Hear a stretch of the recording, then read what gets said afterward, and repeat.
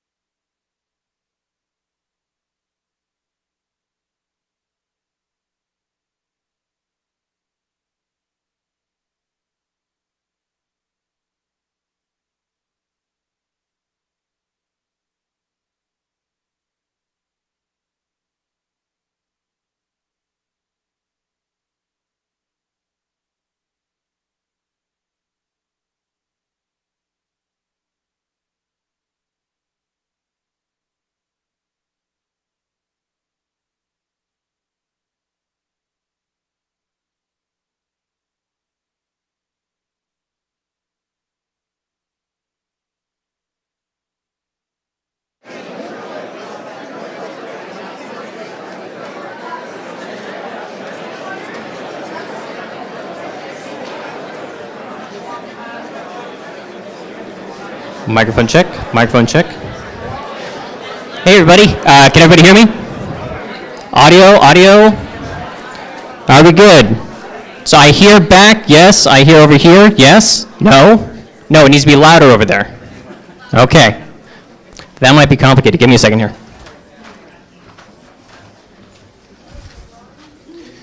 Now I'm not sure which one's which.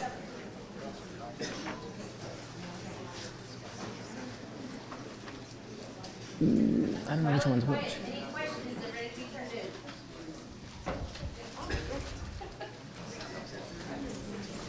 All right, sound check. Is that any better? For the audience back over here, are we better? A little better. Over here, are we better? Is it loud? It's loud for you guys. It's fine for you guys. It's marginal for you guys? You guys are having issues hearing?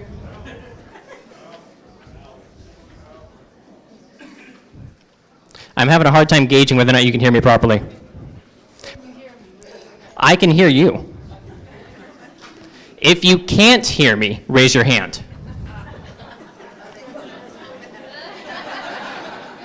That's cheating. Okay.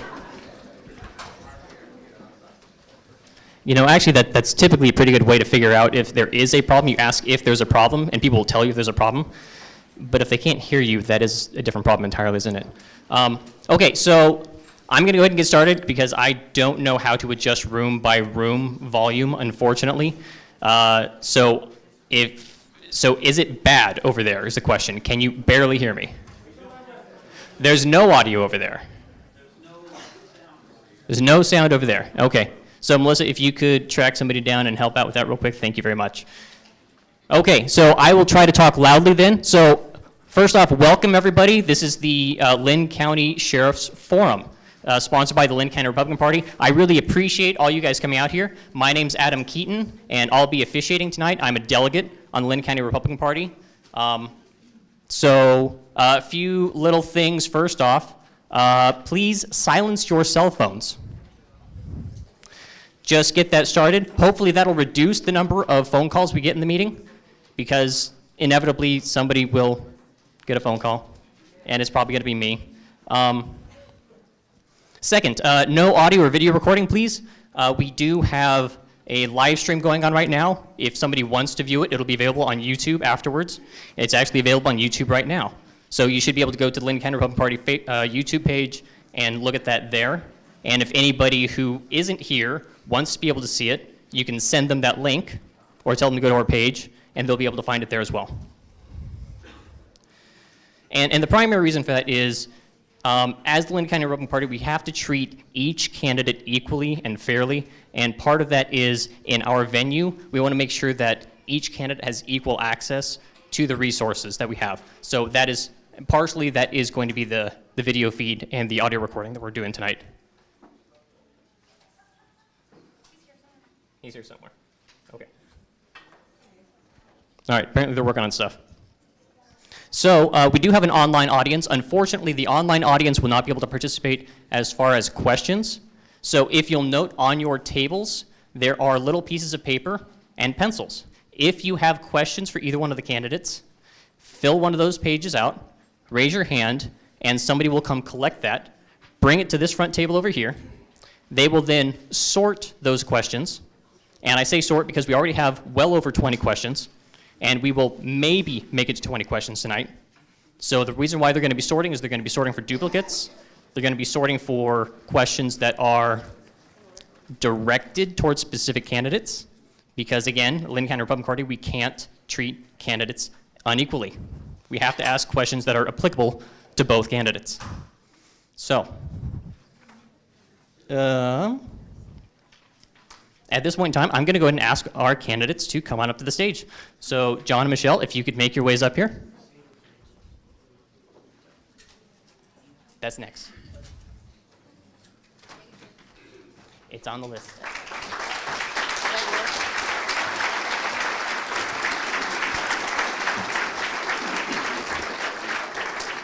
All right, so with that, we're going to open up with an invocation and then Pledge of Allegiance. So if you could stand with me.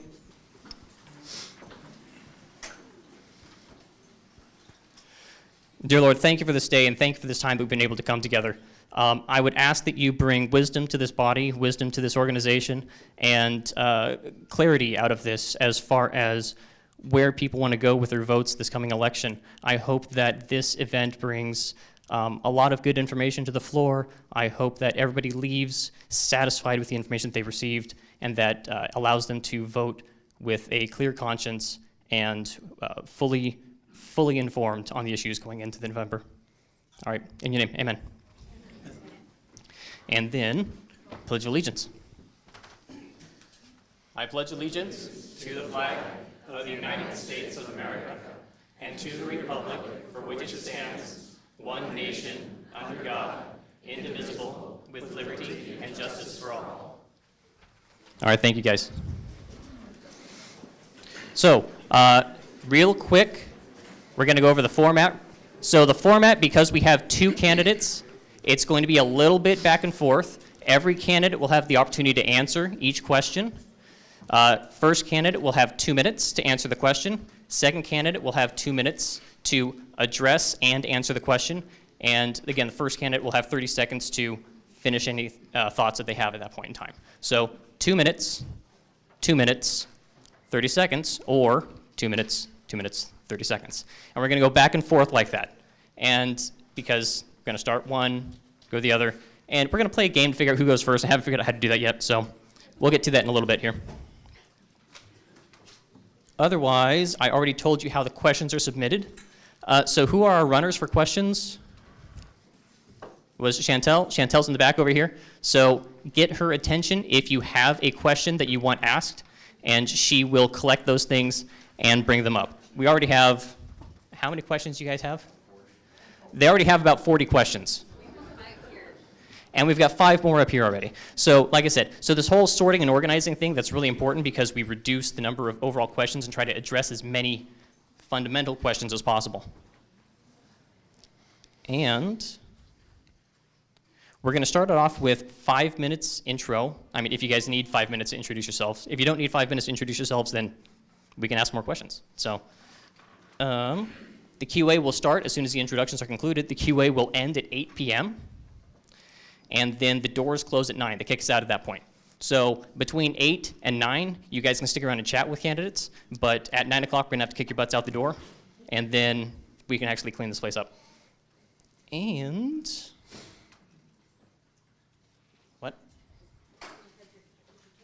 Oh, you want to flip a coin? That's boring.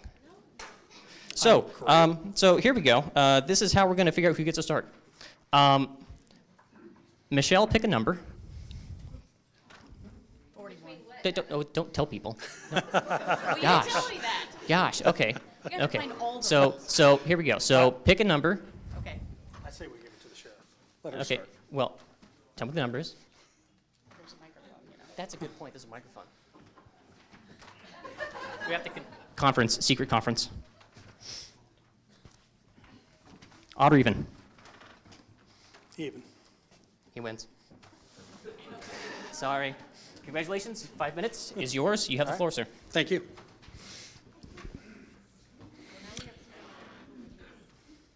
Hi, I'm Jon Raymond. I'd like to thank all of you for coming here and being informed voters tonight. It's very important that we do that. So,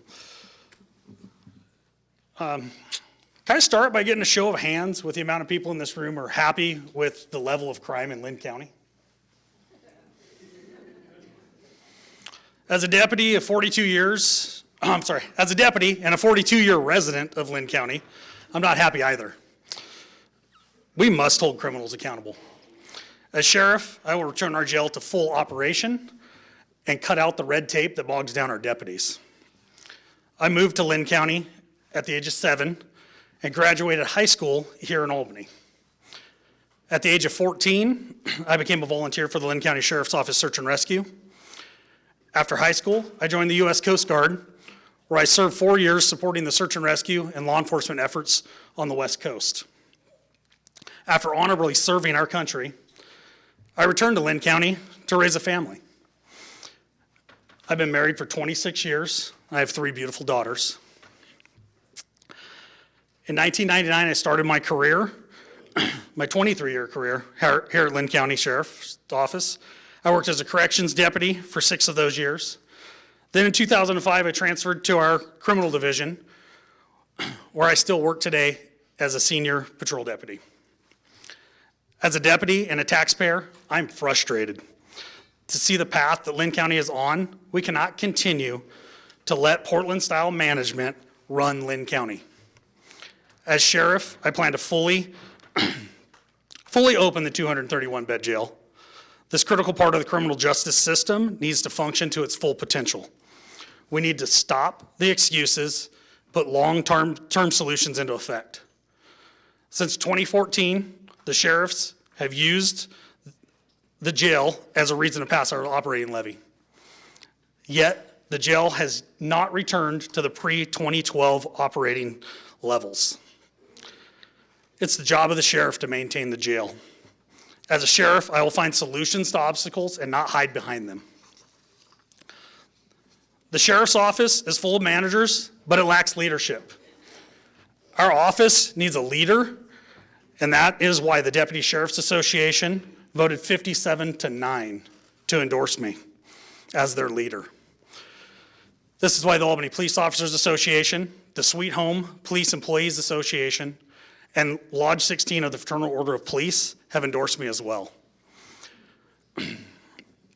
Sheriff Duncan said in a recent newspaper article, she did not want the Deputy Sheriff's Association to get involved. I wanted them to get involved. It is our sheriff's office. Sheriff Duncan didn't want the voters to get involved because she didn't want you to know that the majority of the employees in the sheriff's office are not supporting her. The Deputy Sheriff's Office, or the Deputy Sheriff's Association also donated $5,000 to my campaign. Countless other current and former Sheriff's Office employees at all rank levels have contributed money, time, and effort to remove Sheriff Duncan from office.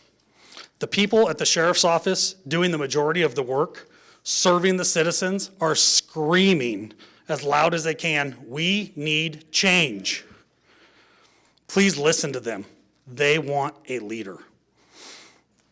Experience, it only matters if it's the right experience. My opponent has placed a very high priority on gathering and reporting statistics and the clerical side of law enforcement rather than getting deputies out on the road to patrol our streets, decrease criminal activity, investigate crimes, and put criminals in jail. It is up to you, the voter, to decide if Linn County needs an office manager or a crime-fighting constitutional sheriff. Thank you for your time.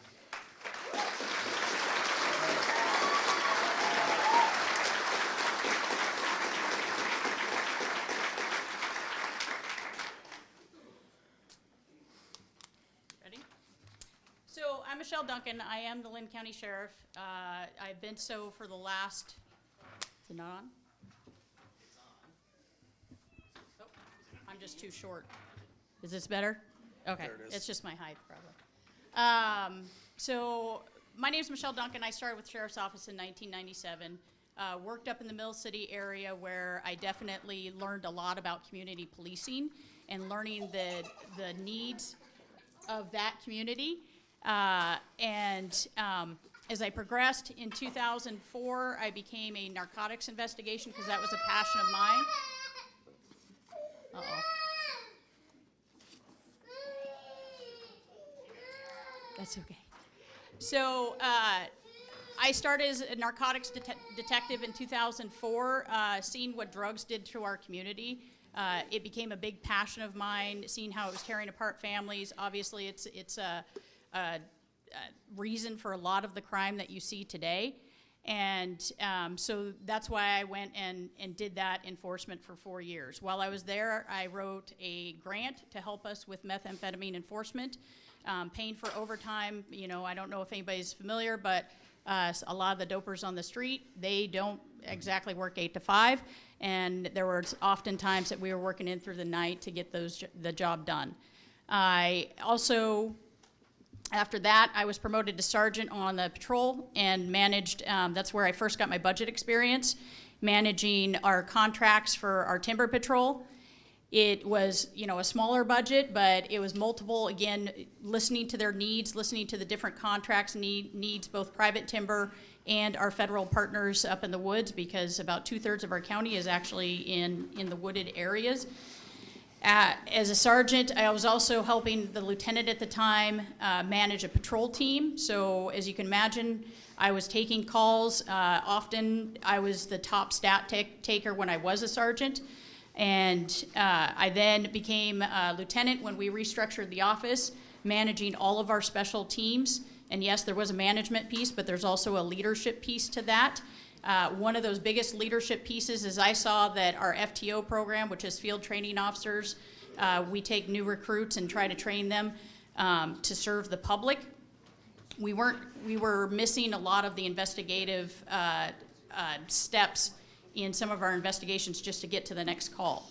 And so I impressed upon our trainers, and this is where I started telling both of our trainers and every new employee this, which I still talk about today, is that we should be treating everyone like our mom is calling. If your mom is calling, you should be doing everything you can to solve that crime. It's not about just going to the next call. It's about serving the public. And so we instilled that culture through training, but we also did it as, when I took over the division as a captain, and obviously as under sheriff and sheriff. Every new employee still gets that same message from me, that we treat everybody like it was our mom calling and giving them the best service. It's hard when we've had the staffing levels that we've had, and that's why that's been one of my priorities as sheriff, is to increase our staffing levels. I've today hired more people at the sheriff's office than the previous sheriffs before me. People have left for a variety of reasons. Many of those in the beginning of the years where we've had a ton of retirements over the last 5 years. Every agency has faced that because of a big hiring that they did in the early 90s. Everybody's retiring now. We then continued with people just not even wanting to be in the law enforcement profession anymore. We're not unique in Linn County to do that. I've led our office through multiple things like the Country Music Festival, the 2020 wildfires, leading our jail through the COVID and out of it. We are now fully open, because that also was a mission of mine as a deputy. Everybody went to jail, and I understand that. And we have the orders that anybody is to be brought to jail. They don't need to be cited in the field. There's a lot of laws and things that were passed by legislators that made it difficult on us. And one thing as the sheriff is I'm the top law enforcement official in the county. That means I have to follow the laws. I don't make the laws. I don't necessarily like the laws, but I do have to follow the law.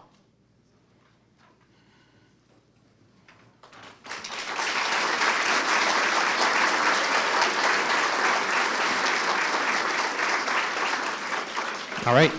Well, thank you guys for the intros. So we got the first question. Since you had first dib on intro, you get first dib on the question. So the question for the candidates. Measure. No kidding. A lot of these questions are freaking huge. How many of you are familiar with Measure 114? Great. This is a question on Measure 114. So Measure 114 is a huge anti-Second Amendment bill that will run.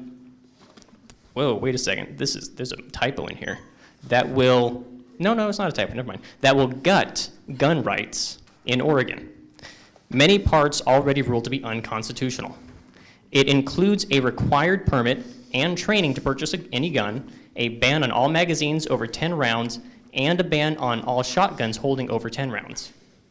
Keeping in mind that Linn County has a Second Amendment preservation ordinance, specifically, will you as sheriff enforce 114, and will your staff make arrests under 114 if it passes?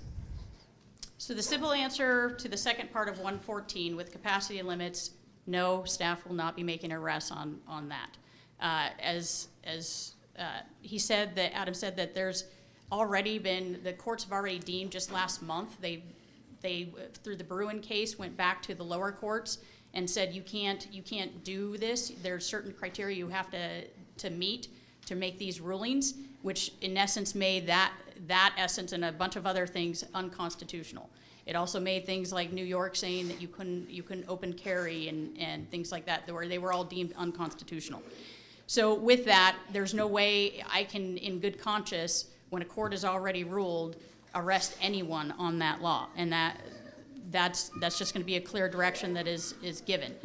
On the second half of it, permitting. I don't agree with the permitting, but I have to think about it very thoughtfully, that if I don't comply with the permitting, that it is going to end up somehow, unfortunately, harming gun owners.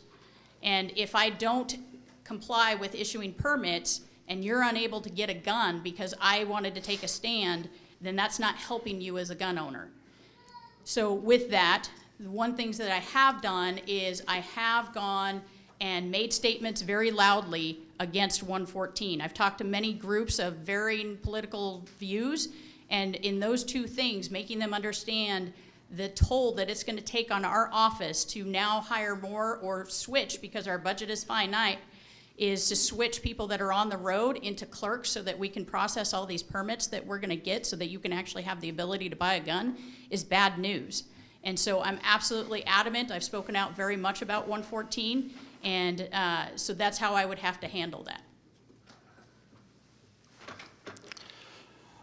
Well, I think the answer is pretty clear, is it's unconstitutional.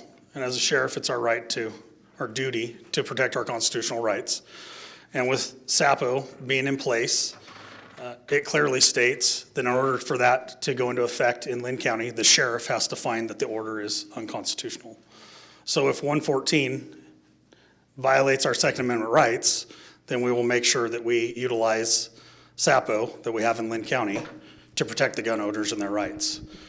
As far as the permit process goes in it, if there's something within that law that makes it so we have to issue a permit, we will find the quickest, easiest, simplest path to get there, because we are not going to violate your Second Amendment rights.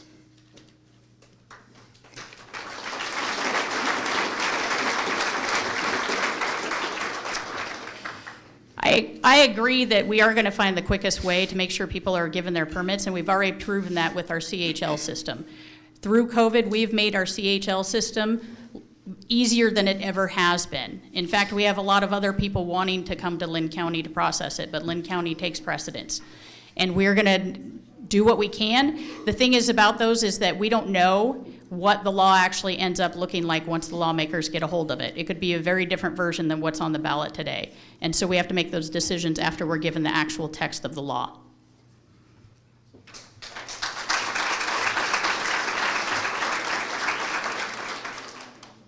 Okay. So was that easier to hear on that one? Because I know we were having some mic issues. Okay, glad. Thank you.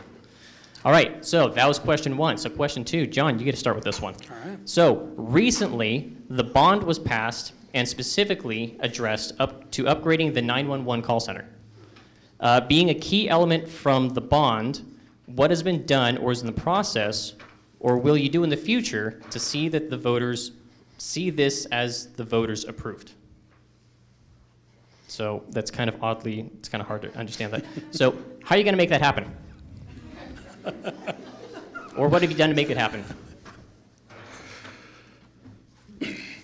We're going to use those funds that are in place, the funds that we voted for in our levy, to fix the 911 center. A lot of this has to do with radio infrastructure. We have a failing infrastructure. We have a lot of dead zones. We have a lot of areas in the county that need to be revitalized and get us back to having good radio communications. So that'll be key in getting our 911 center back up to fully operational, because if somebody tries to report a fire, for instance, up in the woods, it can take 20, 30 minutes for me to drive to get radio coverage to do that. So getting through those dead zones and working through those spots is going to be very important. The other part of that is continuing to keep our 911 center updated with the latest and greatest of equipment and technology. So that will fall upon talking to the dispatch team and talking to the dispatch supervisor and learning everything we need to do within there to make it function properly. So we do already have plans for upgrading the dispatch center, and some of that is due to the levy. There's other funds that are due to 911 taxes that we get in, and we get so much funding to do some of that. One of the things that we're looking at, and I don't know if it'll be addressed later, is the second part, that it was actually a levy that was passed that was talked about, was expanding our jail, specifically our female jail bed space, because even prior to COVID, that has been a huge choke point in us bringing in people, specifically females. We just don't have enough beds. So one of the things that we've done is, when I started, we worked with my captain, Ted Langley, and we're working with a architecture group to address the jail in itself first.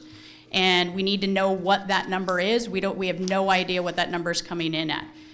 That's when we go through, because there's several structural things, but those two in particular were on the levy, and we're going to weigh Depending on price, we've all seen the inflation and things that's hitting us as much as it is anyone else when it comes to doing a building. What we thought was going to be, $3 million turned into $7 million, and then we have to look at what actual funding that we have in place to make those things happen. When that levy passed, I don't think any of us anticipated the inflation rates that we're seeing today. And I'm still dedicated to doing both of those things, but we have to prioritize within our budget, within the budget that we have now. And one of the things that I'm waiting for to figure out, we're gonna get upgraded consoles in the dispatch center, but there's some other things that I know our dispatchers want to make it just a better working environment, adding consoles, expanding it.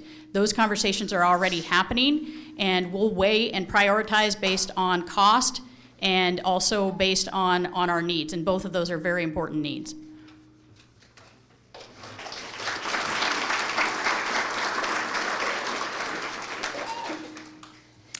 I think I may have missed the part of the answer about the actual 911 system in that.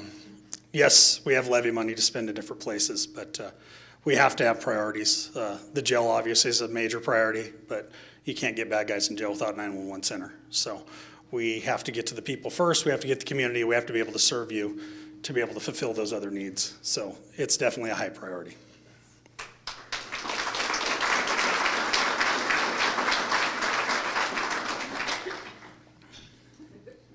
Sorry, my chair attacked me. Michelle? Yes. You got the next one. All right, so how can the sheriff ensure there is enough jail space to hold everyone as required by law? So again, since I took over, there's been a lot of conversation about maximizing our jail space. We still have some CDC restrictions in place where we just had a COVID outbreak a month and a half ago. There's certain people that we just can't fill up the jail with a bunch of people with COVID. We'll get sued and we will lose that lawsuit. It's been proven time and time again out in different counties, and that's your taxpayer dollars that I'm risking. So with that, we've been pushing to open it up. We also are looking at things like adding some double bunks where we didn't have them before. There's specifically 7. I just talked to a fab metal guy that came in, I think it was on Tuesday, and to see if he can get that work done and what the time is on that work. The other thing that we're doing, like I said, is looking at plans. We have plans drawn up. We just don't have a cost with those plans. There's actually 3 different plans that are drawn up. One is kind of, this is gonna be better, this is gonna be best, and this is gonna be pie in the sky that we won't have any issues with our female bed space for quite some time. Those are all things that we're addressing in the jail. With that said, we still have to follow jail standards and separate inmates. I can't put men in the women's block because I have an open bed in the women's block. That just doesn't make sense. So sometimes there's a bed that goes unused. I also can't put someone in the same cell that's a high-risk offender, has severe mental health problems, is a murderer, which we have more of now than we have ever had in Linn County history because of the backup of the courts, where we typically had 3 to 4, we now have 15. So that's 15 second beds that can't be used. And we just have a wealth of mental health problems and things like that we're dealing with. So we are maximizing that space. Our jail staff have done a fantastic job of moving people, trying to maximize every block that we have in there.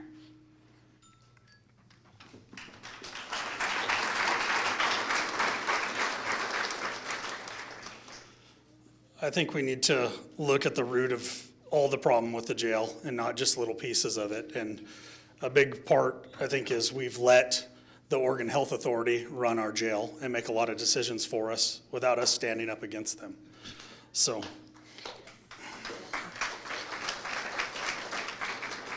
as a sheriff, the sheriff has to run the jail. That's the sheriff's job. That's what the statute requires. So if the sheriff has to fight a few lawsuits here and there, I hope we don't have to, but we need to stand up and fight or we're going to be overrun. I'm a little confused with double bunks. I've been hearing for quite some time now that we can't, there's been articles that we can't use our double bunks, and now we're saying we need more double bunks. There are single cell beds empty in our jail. Double bunks is something in the long term for sure, but right now we need to fill our empty single beds. We have a lot of things that have happened. And I know I've heard the SB, what is it, 68, 48, the jail capacity, saying, or who were allowed to lodge and who were allowed to keep. That is all pre-trial offenders. That is not people who are sentenced. We currently have about 1,400 people in Linn County sentenced to community service because there's no jail beds. They go to community service instead. And of those offenders, close to half or better are not reporting and doing it. They're not following through with it. So we should be utilizing our jail beds.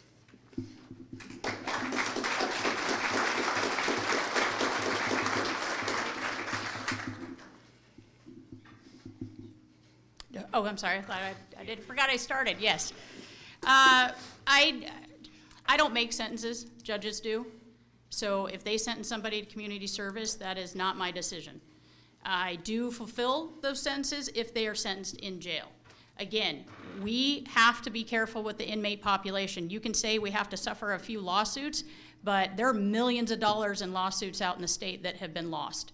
If I'm not careful with your money, that is going to be deputies off of the road, not on it. That's going to be us shutting down wings of the jail because we can no longer fund manning those blocks. The separation is a real thing, and it's in every jail across the state.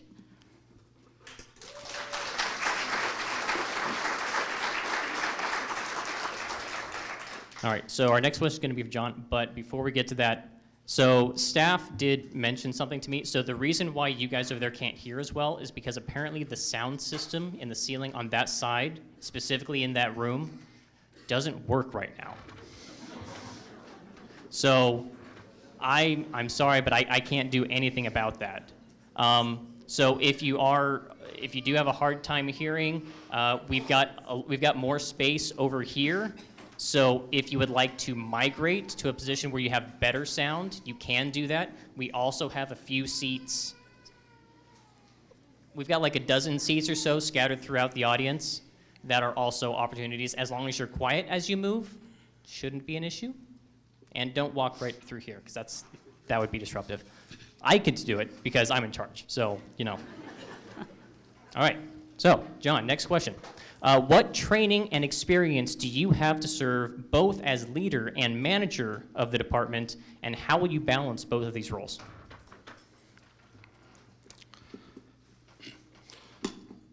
So my experience starts from my time in search and rescue. At the age of 14, I was in search and rescue, and I worked my way through the ranks of search and rescue and promoted in it to the highest position we had of staff sergeant. That started my early time as a leader or as a manager. And from there I went to the Coast Guard, and I was a non-commissioned officer in the Coast Guard, and I had leadership there. I led troops, I led people, I led search and rescue missions in the ocean. I was in charge of life, and so I have a lot of leadership there.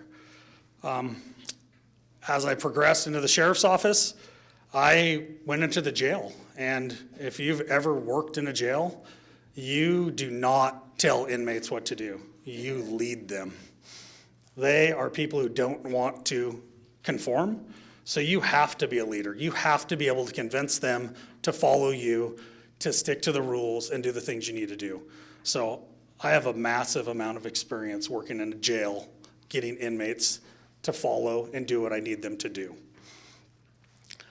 From there, I was a field training officer. I trained people in the jail. I've trained people, several throughout our office, and that is a true leadership management position. You are making decisions on their employment and how long they're going to be there.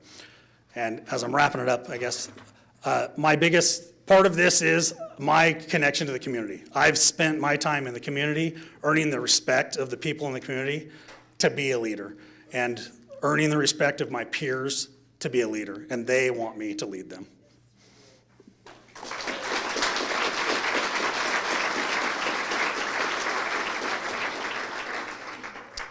So as I said before, I've held every rank at the sheriff's office. That was not handed to me. It was something that I had to learn. I worked hard. One thing as a leader is, even as a sergeant, I said before, I was the first one to start taking calls and shagging calls and made sure I pulled more than my weight. I've always had a commitment to, I never got a pay bump or increase as I moved up in rank to work less. And so my work ethic has been part of my leadership skill. I have over 400 hours in leadership and management training. Some of those are, you know, what you think of as a leader is leading by example, mentoring people. I too have been a trainer. I've been both a trainer of deputies as also our trainer of our trainers. I trained our entire patrol division and corrections division on how to use our computer system, which took a lot of time and effort on me to learn as much as I could to make sure it was as easy as a transition as possible. The other hat that a sheriff has to wear is a management hat. It is 192 employees and a $44 million budget. I can't lead a budget to balance. I can't lead employee issues when they do arise. We have great, fantastic staff, but there have been times that they haven't served the public the way they should, or they've broken the public trust. And I think you as the community deserve the ability for me to manage our office through that. I've managed and led our office through the difficult decisions of COVID that are not always popular. We had a Willamette Country Music Festival that was not, it was very popular, but we made a decision in leadership to stop that festival because it was bad for our community. I'm sure you saw the news recently of who was actually in charge of that festival. We made that decision even though it was not a popular decision, and I was part of that leadership in those decisions. And sometimes leadership and management are both not popular, and sometimes they are popular.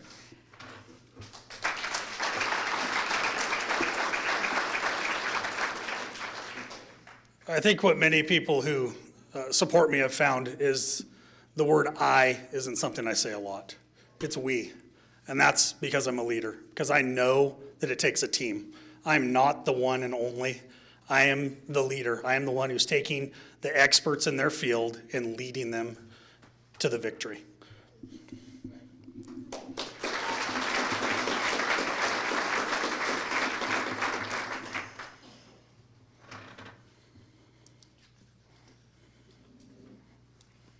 All right, so, lost track of who's going first. Right, Michelle, you get next.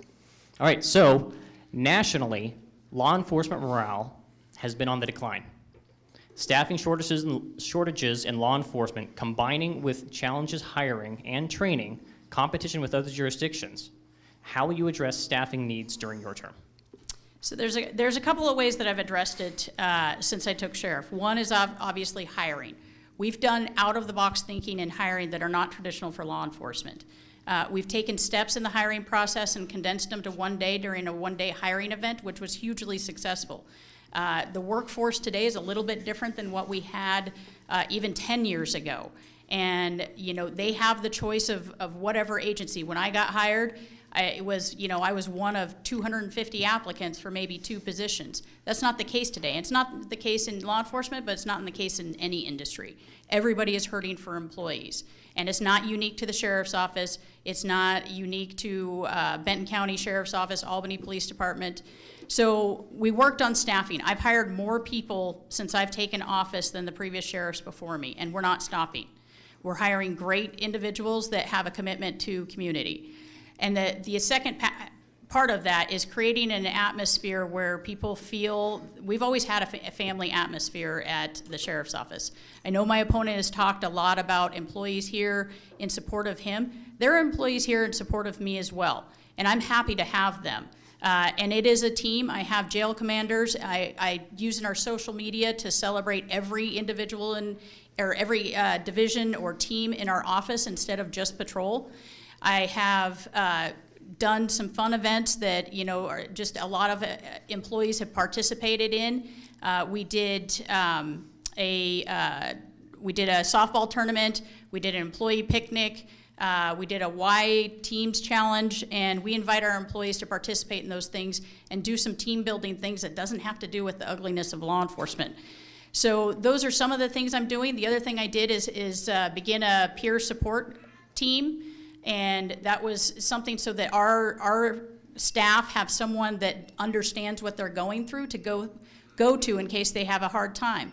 We just had a big incident last night where we had a whole team try to negotiate with an individual, and unfortunately, he took his life in front of them. For some people, that's really tough to deal with. And so they need that support internally.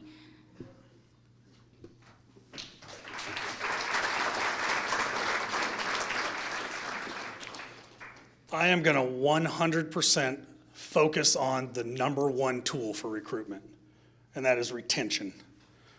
That is what we need. We need retention. We can hire and train and let go as many people as you can find, and it's not going to serve the citizens of Linn County. We need retention. We need happy employees who are not out looking for work. We need to retain staff. We are doing a horrible job of it. We have just been hemorrhaging talent from our agency for a very long time. It's time we fix that. It's time we focus on the employees and we focus on their real needs and their real wants and let them have a voice in the sheriff's office. Let them be part of our office. Don't let them be in the background any longer. They need to be the front line. So retention is the #1 tool. And once our employees are back to being happy, they are going to bring their friends. They're going to bring their colleagues that they went to the academy with, and they're going to bring their interest to our sheriff's office. And then we're going to be stealing that talent from other agencies. That's what we're going to do. We're going to go back to the basics and just try and retain our own staff.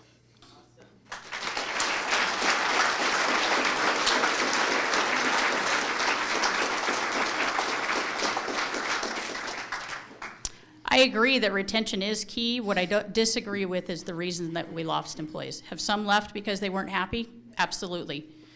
Have some lost? I just lost a dispatcher today because her mom had a heart attack, and she wanted to go to a different state to go be with her mother and take care of her. I can't prevent that. We've had some people that wanted to relocate in the state. We have some people that have been tired of law enforcement and went to completely different professions. Some of those I can't prevent. And that's the same in, again, Albany Police Department, Benton County. It's not an unusual circumstance for Linn County. So yes, we're already doing, I can tell you that I'm going to do everything I can to make happy employees and retain people. I've just outlaid the way I'm doing it. Those are things that our employees have been wanting to do. They want to be included, and they want it not to just be about patrol.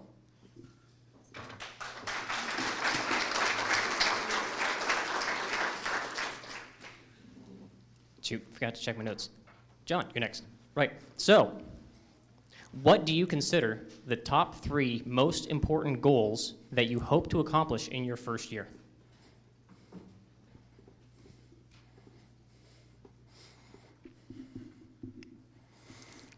Well, as I've said many times, my #1 goal in this is to get our employees back to being happy, back to retention levels, back to bragging about where they work, and back to being happy to show up there each day. So that's the #1 priority. The #2 priority is to ensure that the citizens of Linn County know where their sheriff stands, to know that you know that I am out there protecting your rights. And that is my job. That is my only mission, is to protect the rights of the citizens of Linn County. And with that comes a jail. We need to have the jail operational, not just open, but operational. We have to be able to utilize those beds, not just say we're going to. We need to figure out a long-term plan and make that happen.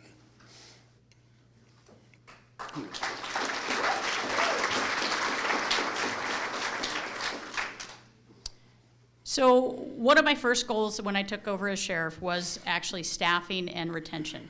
I've just told you some of the plans that I've already put in place to maintain those. The second goal was having an open jail. We've put plans in place to open the jail. It is open. I actually got a call from the chief of police of Albany wanting to give me a heads up because they wanted to take someone in for trespassing. I asked her why she was calling because we'd already opened up the jail. And she's like, well, I just want to give you a heads up just in case, they don't take him.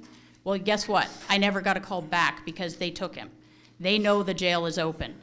Our staff know, the other agencies know, we have opened the jail. Now, does that mean that all of a sudden the next day we're going to have 231 inmates in there? Absolutely not. They may only arrest 1 or 2 a day. We may release some that were sentenced or get sentenced to prison. The jail fluctuates in population at all times. It is open. The third goal that I have is working on, well, I have more than 3, but is working on some of our mental health issues. You guys are seeing the problems that we're having out on the street. I've already been working with our partners at Linn County Mental Health, also actually even some of the judges, because there's some new rulings coming down about when and if we can even put somebody in the state hospital or for how long. Those are people that are going to be back in your community, and it's not because the jail's not open, it's because the state is failing you. And so those are some things that, again, those partnerships, working with those things that you have to do to have effective public safety, and you have to have actual plans in place, not just say I'm going to do these things, but not have any plan of how you're going to get that done.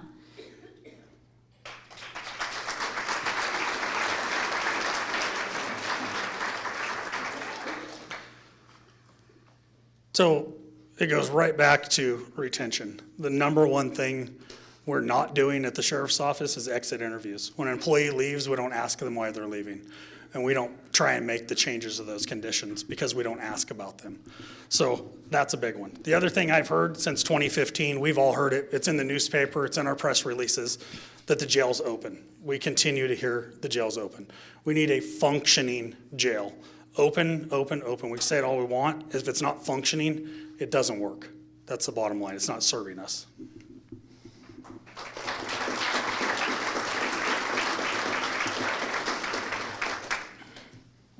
So, Michelle, next question for you.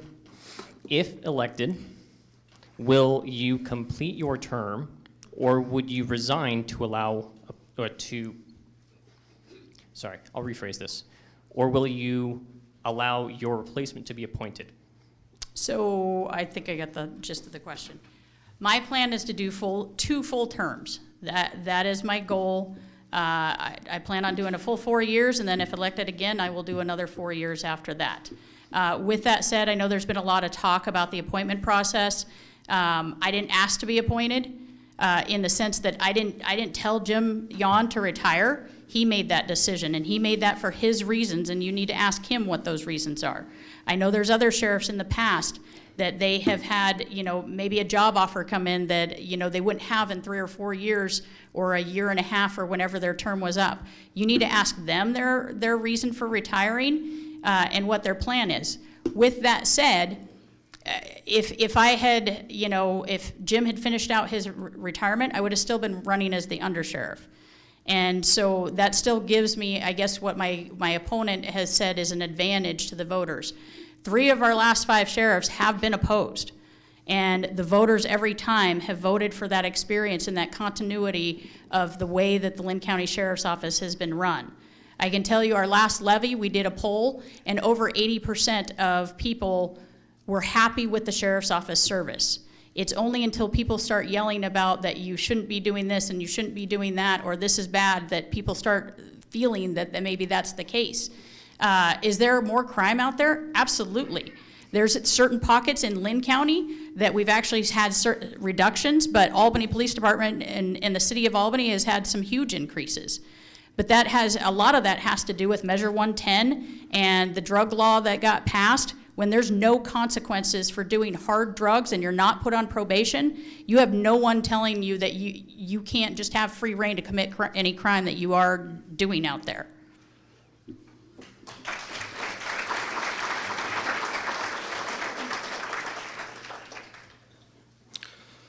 My answer is absolutely not. It will not happen. I am not running a campaign. I'm not asking for your vote because I'm going to quit on you, because somebody offered me something a little better or a little sweeter. That's not going to happen. My commitment is to the voters for 4 years. And then when it's time to run again, I will run again. I'm not going to hand this position off. And I'm not going to leave early because I am making a commitment to the voters. That's what this election process is about making that commitment. So I'm not going to let any excuse get in the way of the commitment to serve the community.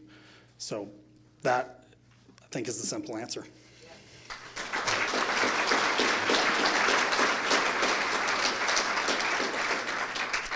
Again, I don't know that it needs a lot of follow-up. I think I said, my commitment is for 4 years, and then if reelected, another 4.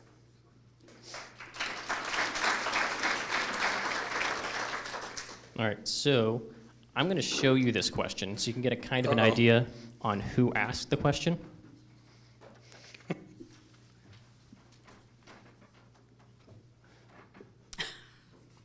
So, the question is, where did you go to school? I went to South Albany High School.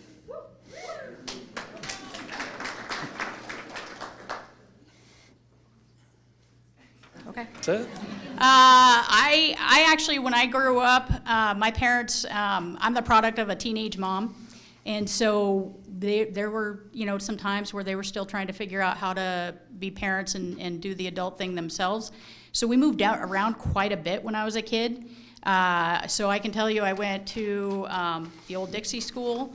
I went to the elementary school in Philomath. I went, when Dixie closed down, I actually ended up getting bused over to the Corvallis School. I went to, I think, 2 schools in California. I eventually ended up in high school in California and college where I got my associate degree. And as soon as I was done with college, when I left here at about, I think, 9 or 10 years old, my parents thought I was crazy because I kept telling them I'm coming back to Oregon because that's my home. And guess what? At 20, before I could even apply for a cop job, that's exactly what I did. I moved right back to Oregon and Linn County. It just was fate that they were the agency that picked me up.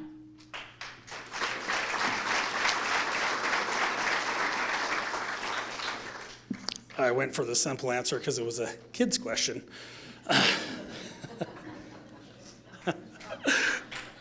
That's it.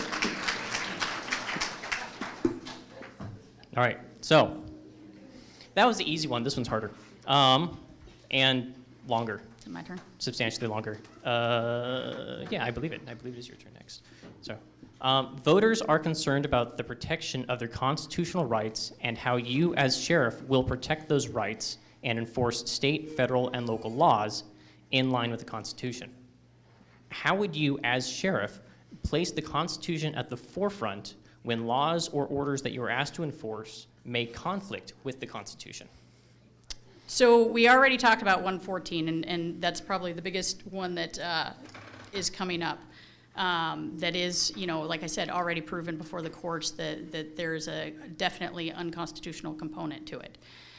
With the rest, as a deputy and as your sheriff, I have taken an oath to uphold the entire Constitution.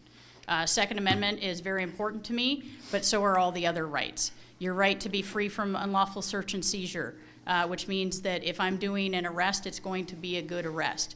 And that would be what I would expect our deputies to do too. We've all seen, unfortunately, it's things about police officers that every once in a while you see something not done right. That's not the case in Linn County. We have great police officers, but it's been set by the leadership. It's the expectation to protect your rights, all rights, has been set by every sheriff before me and is certainly something that I continue to uphold. That means, I'm not going to seize your property just because I feel that you shouldn't have it. It means that I'm not going to take you to jail just because you're swearing at me and being disrespectful. It means I'm going to uphold all those rights. The Second Amendment is a big part of that.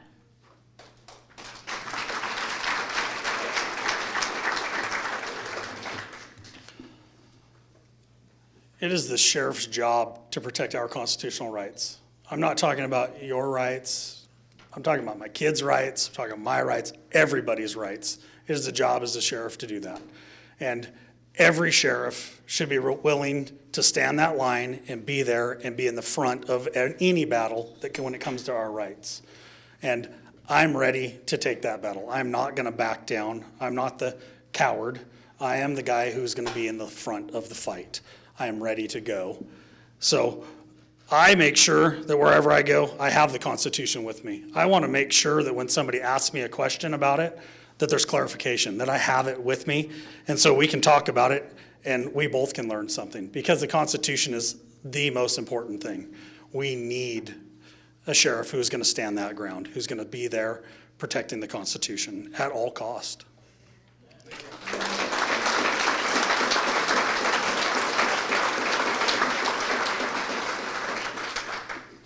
Again, I think, every police officer, certainly every sheriff takes an oath to protect your constitutional rights. One thing I read in the paper specifically about the Second Amendment, since I know that's a hot topic for the folks, a lot of the folks in this room, there was a Benton County sheriff. It was not Benton County, Oregon, by the way. It was Benton County, Washington, and ATF showed up on his door. And they showed up on his door because he had purchased multiple firearms. They asked to inspect those firearms to make sure he still owned those firearms. They were persistent in asking about those firearms to the point where they felt that they were getting basically bullied into a search. The Benton County Sheriff made a very profound statement, and I applaud him for making this statement, and I would definitely stand behind him and make the same statement if this were to happen in Linn County. If someone comes to your door and is trying to violate your constitutional rights, even if it's ATF, and they're trying to do an unlawful search, that's your other constitutional right, then you call me, and I will make sure that that doesn't happen. And I wholeheartedly believe in that statement. That is exactly what you would expect here in Linn County of your sheriff.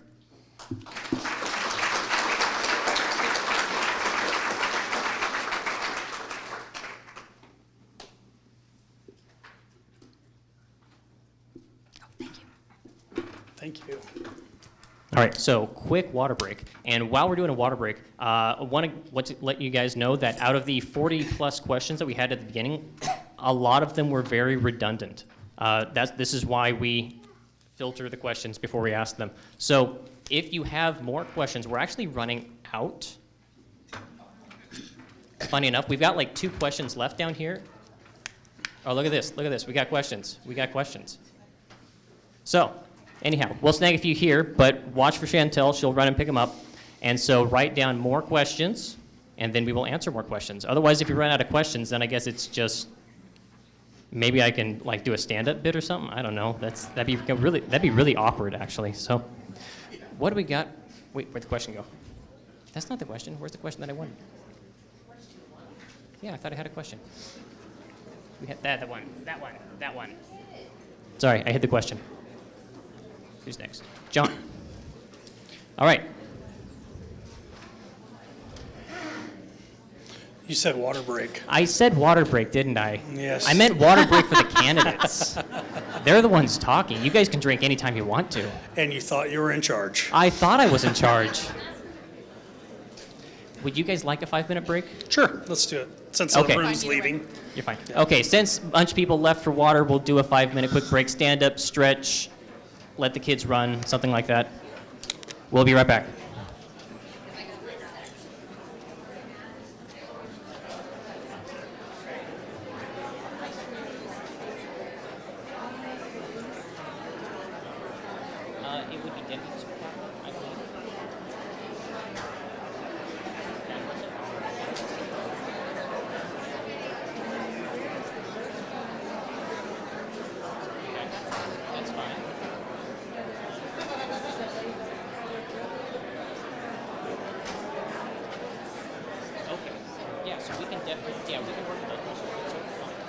Those are all appropriate questions.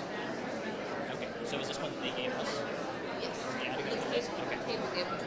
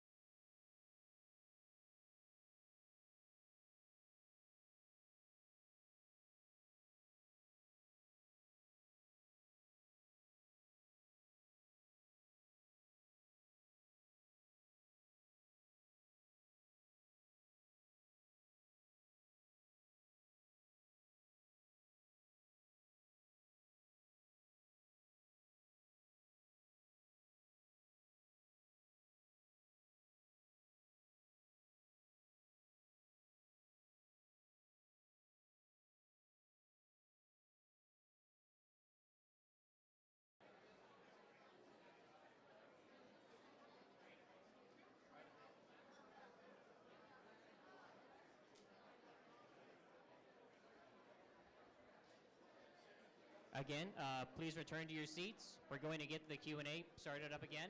And candidates, if you could come forward to the stage.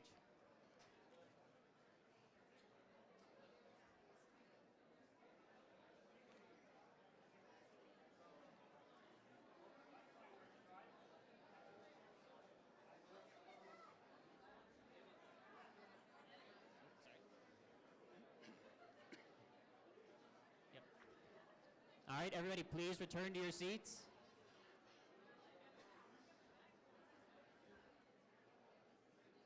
Would everybody please return to their seats?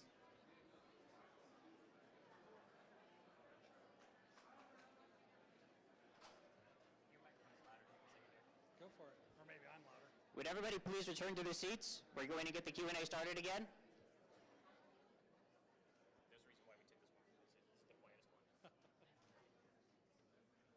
And if you have any additional questions, please hold your hand up and we'll get a runner to you quickly.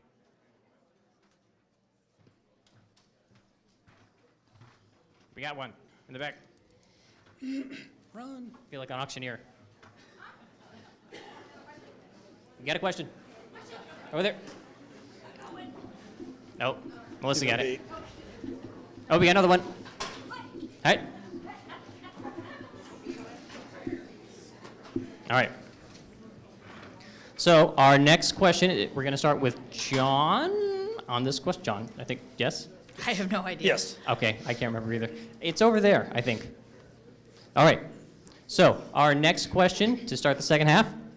Budgets in law enforcement are under strain. Inflation makes asking for law enforcement officer levies difficult. How will you meet needs with the resources currently in the budget?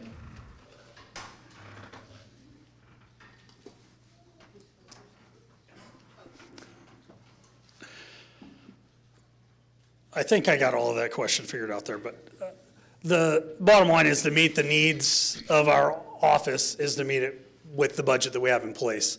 Our budget has some strains on it, but it's a very robust budget. It is very well planned out. It's very well laid out for the operation of the sheriff's office. So utilizing the budget that we have in place is how we're going to meet those demands. It isn't like our budget is going to shrink and disappear. There's a lot of facets to it.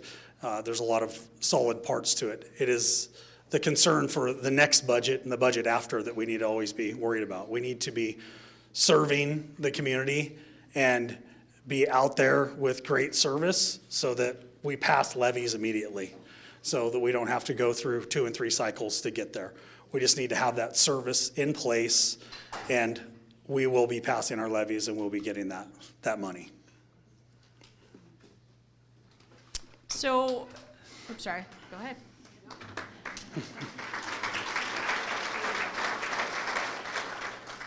So with the budget, it is a finite resource, but as somebody who's managing the budget, you have to be able to project what that budget is going to be in year 2 of the levy, year 3 of the levy, and year 4 of the levy. Then you project what your costs are. There are sometimes some costs that you're not expecting. We just ended up replacing an entire sewer line in the jail. Those costs have to be thought out and anticipated, but they also need to make sure that we have money where it needs to be. Somebody that's managing the budget, we actually go through and we look at things like what evaluation is on the house. As many of you know, you can only increase your taxes 3%. Your property taxes can only increase 3%. So we have to go with that growth. As you've seen, with inflation, it's gone well beyond 3%. We also, as part of retention, have to anticipate what we're going to be paying our employees. Our employees' pay is most of our budget.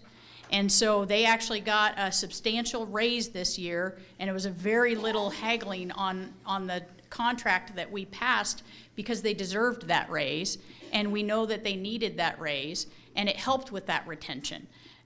So those are things that, but what something people, if you don't really have a lot of budget experience, don't understand is that raise that they have, it's not just that few $100s or whatever more a month that they see, it goes to their PERS, it goes to other things. So when we also project out the budget, we look at things like, it's called compression. And if you don't know what that is we can only tax your property taxes $10 per thousand. And that is all the property taxes that you pay, both from the general fund that you pay as your general property tax to the county, the levy, and any other levies or bonds that are out there. So for instance, you have Sweet Home that has over a $7 rate, and we have almost a $3 rate, and there's other things that are also on that bond, or I mean on that rate, so the tax gets compressed. We have to anticipate that loss because it can only go to $10, so everybody takes less than what they're actually charging on that property tax. And so those are all projections and things that we have to do to anticipate that what our income is going to be for the next 4 years.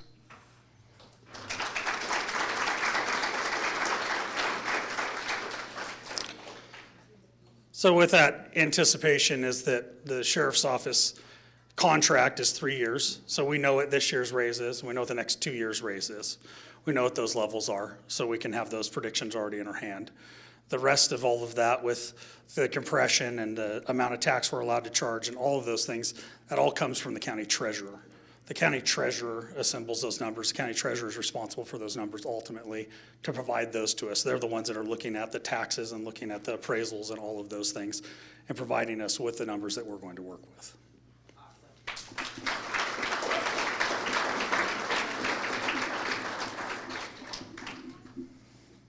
All right, Michelle. Yes. So next question, a lot of questions on the topic of jails. How do you handle the transgender situation in the jails? So actually, this is part of one of our plans for the expansion of the jails. We actually, unfortunately, we have to plan for these things whether you agree with them or not, because again, it's lawsuits that will happen, and those lawsuits will mean less staff because they will win them. So part of the plan of the female bed space, again, if we get to that higher level, if we can afford it, actually addresses transgender housing, because I can't put them with the males and I can't put them with the females or however they identify, because you're just going to have bad things happen, and I have a duty to protect all of the inmates in that jail. Our jail staff does an amazing job with trying to finagle the person that they're brought in. I can tell you that our juvenile department is currently housing over 20 transgender kids. Not all of those kids are going to remain free of crime as they turn into adults. So we've got to figure something out and make sure that we're addressing it now. Again, you can say I don't agree with it, you know, whether it be your religion or other belief system, but if you don't plan for it, it'll be taxpayer dollars that are paid out in those lawsuits.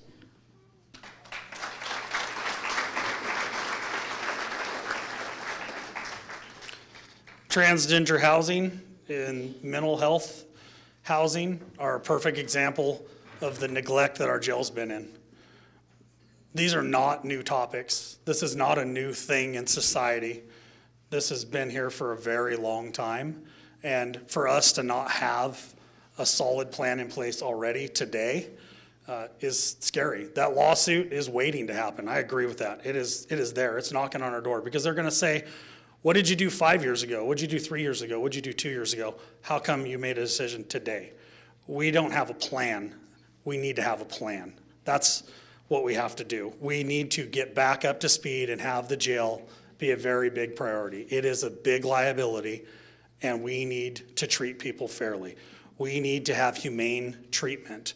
And when we're not doing that to the mentally ill, and we're not helping the transgender, and we're not treating our male or female inmates equally, we're creating a problem. And we are going to get sued. We are going to have those problems. I agree. Our jail needs to become a priority.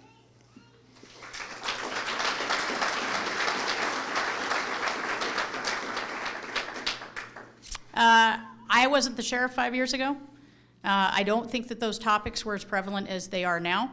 And again, taking over in January, I've worked with our team of corrections, getting input from both our captains and our lieutenants and some of our, even of our line staff on how we correct those problems and what the needs are in that office. Mental health is a huge issue. You're seeing more of it on the streets, and yes, we're seeing more of it in the jail. We are addressing those issues. Those plans aren't being, made 5 years from now. They're being made now. And that started in January.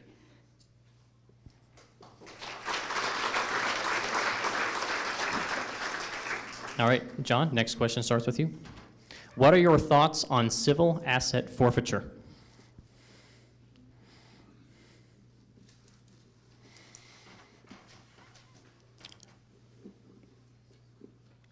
I don't know that I have a great answer for that other than if it is a violation of our constitutional rights to have our assets taken.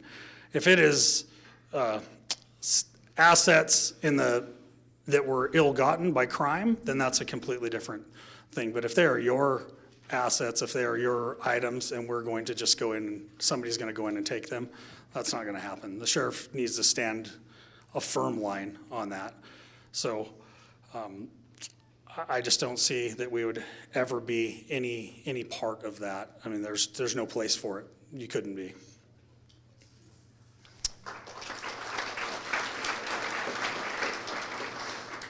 So civil asset forfeiture, as I understand it, has absolutely to do with crime. Typically what you see is when it's a drug dealer and their house or bank accounts, because they're assets of that crime, those are what are seized. They're seized typically through now our interagency line team, and then they go out to the different agencies for funding of more drug enforcement, also some other things to help our criminal side. I'm absolutely in favor of taking, the drug dealer stuff. So yeah, I'm in favor of civil asset forfeiture.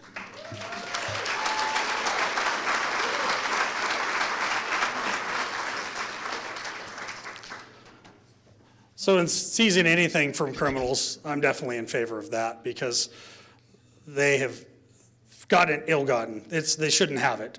But what we have to be careful is that we make deals sometimes when we get those things because we don't seize them at the Oregon level, we seize them at the federal level. And then our sheriff's office makes deals with the federal government on how we're going to spend the money and how we're going to use it.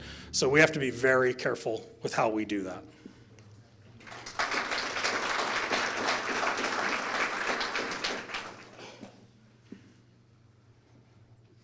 All right, Michelle. So we have seen illegal immigrants flown and bussed across the nation. What would you do as the sheriff if a bus stopped in Linn County and you were called to respond? So if I'm called to a bus of illegal immigrants, unfortunately, your state has made laws in place that there are certain things I can't do. Again, the sheriff's office would be responsible. We would get sued. We're also I would put our deputies in a position where they could even be criminally and civilly liable. I don't like the state law, but I have to adhere to that. To use sheriff's office resources within the state law is going to subject us to not only lawsuits. Again, lawsuits for us is less deputies on the road. We've been very good at managing our lawsuits because we've been very good at managing the way we operate, mostly the jail because that's where we get those lawsuits the most, but also on our patrol staff. If we are in violation of the state law and there's no unconstitutional or constitutional right of what we can do with illegal immigrants, so the state has passed that law. I don't have to be in favor of it, but I'm not going to jeopardize deputies to go enforce something that the state has said we can't enforce.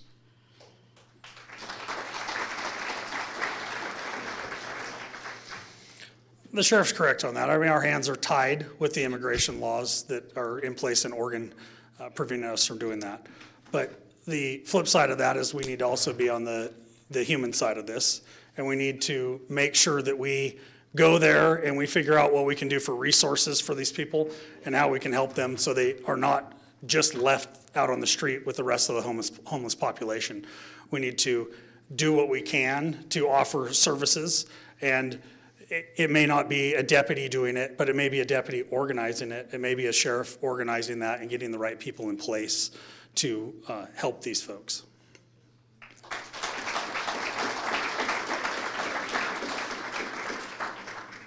there are several resources that can be called. A lot of our social resources here in Linn County are already taxed. I think that you want our resources here in Linn County to be provided to people that live in Linn County.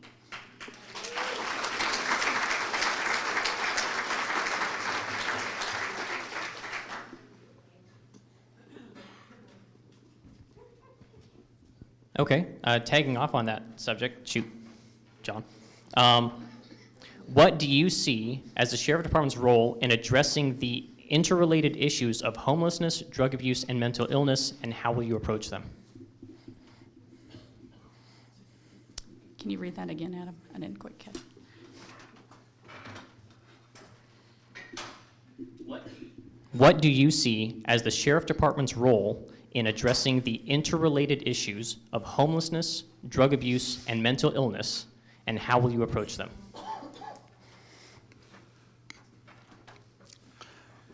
I think a few years ago, it wasn't ever looked at as being our problem. It wasn't the sheriff's office problem. If we had a mental person, we took them to the hospital or we tried to take them somewhere else. We just passed the buck. That's not the case anymore. It is our job. The mental health crisis has fallen in our lap, and we need to face it, and we need to deal with it. And these things run hand in hand. When we have a homeless person, there's a lot of connection with mental illness, and there's a lot of connection with them with drug abuse. So it all runs hand in hand. We need to have plans in place. We need to have structure.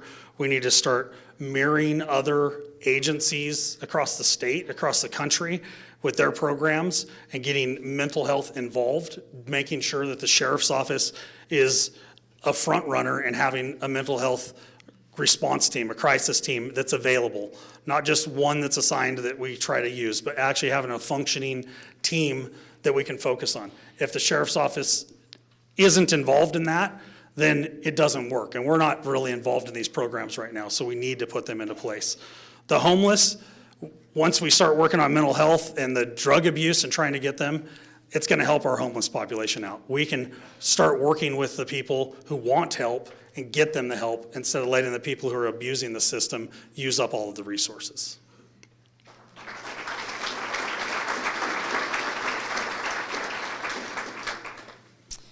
So this was actually another topic that was very important to me when I took over as sheriff. Is we do have a mental health problem. It's gotten worse. A lot of it, again, has to do with the state shutting down the state hospital or not taking in people. We don't have a crisis center here in Linn County. What happens now is if they commit some kind of crime, and even if it's a minor crime, we can get them to jail to get them out of the street and where they could potentially be threatening, or people are in fear because of the way they're acting. Those services need to happen, and I'm already in discussion with our Linn County mental health in ways that we can push forward on that agenda. I don't necessarily believe that it should be sheriff's office funding because you funded a public safety agency.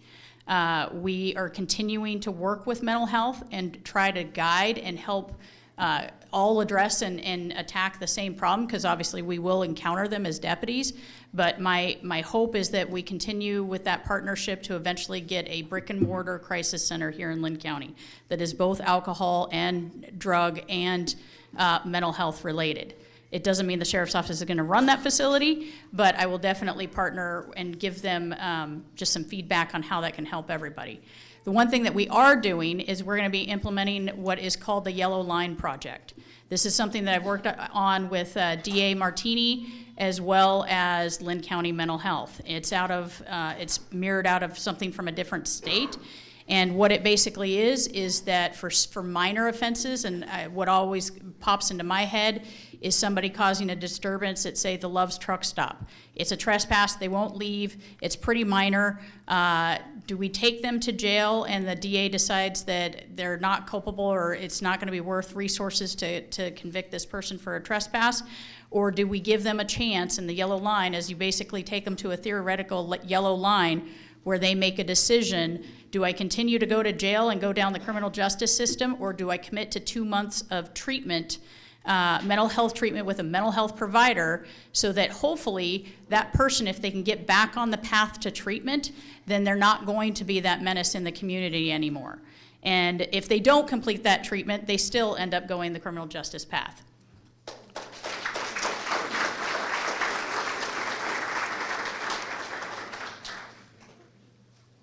There are studies out there, plenty of them, to look at, to read about how to treat mental health illness in a jail. And currently, we are housing the mentally ill in our jail, and the way we do it is not good for their health. We're not helping the problem. We need to continue to focus on helping and getting these people into recovery and getting them where it benefits them and us, all of us on it. So our jail still has to be a big focus in that wheel.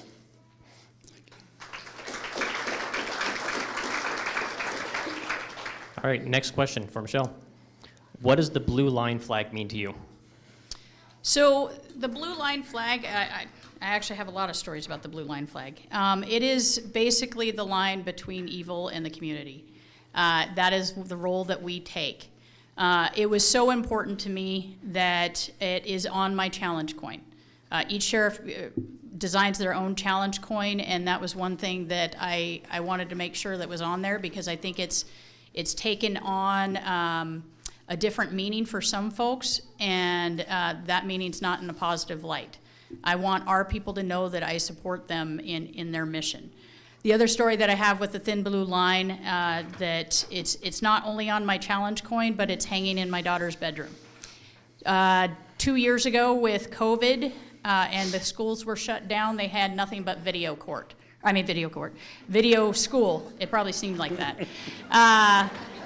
So they, all the schooling and stuff was on video. She was very adamant to continue flying both the American flag and the thin blue line flag in the background of her room. She actually got called a racist by somebody at the school because she had the thin blue line flag. She was very upset because that's not what she is and that's not who she is. But we had a long chat, and guess what? That thin blue line flag is still hanging in her room.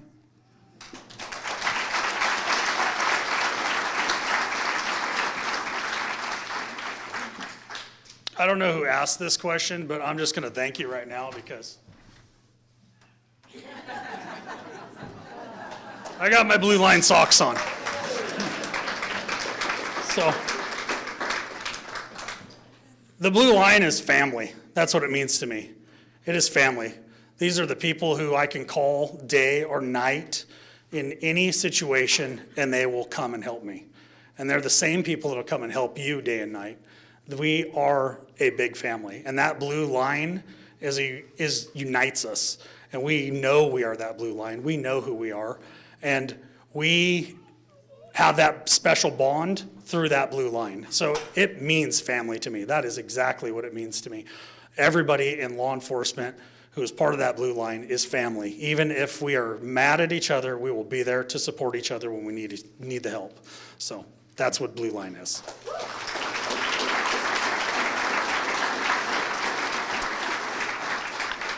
I agree, it is. It's the support of each other, but it's also the support of the community.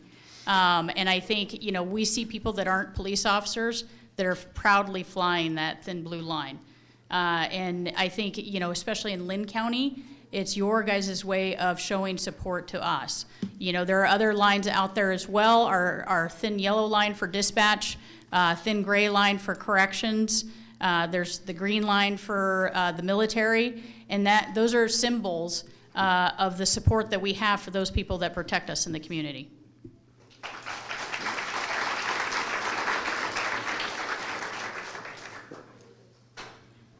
All right, John, next question's for you. What does the operating levy fund in the sheriff budget, okay, I haven't to read this a second time. What does the operating levy fund in the sheriff budget, and what other services draw from that fund? That question doesn't make sense. What is the operating levy fund in the sheriff budget, and what other services draw from that fund? Okay.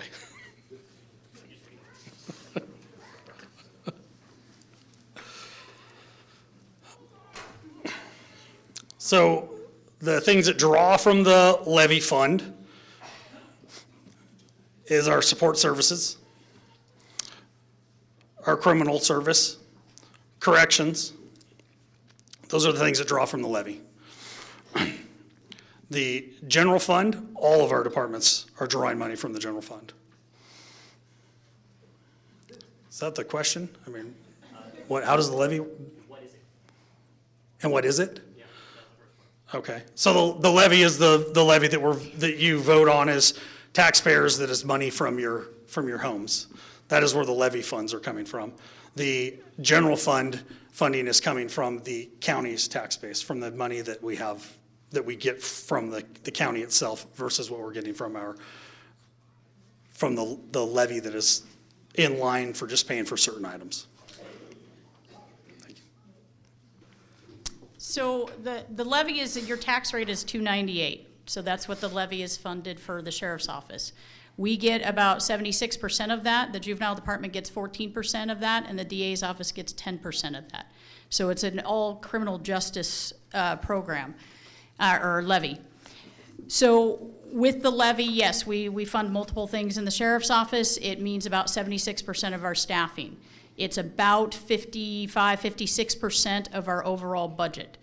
So that's what the levy is. If we did not pass that levy, we would have to make significant cuts. By contrast, the general fund, that is the tax base of the entire county, is $1.27. And so I know there's been sometimes a lot of talk of why we're not funded more by the general fund. The county has to fund all those other departments as well as the sheriff's office on that $1.27. When you look at $298 is approved for the sheriff's office, the DA's office, and the the juvenile department.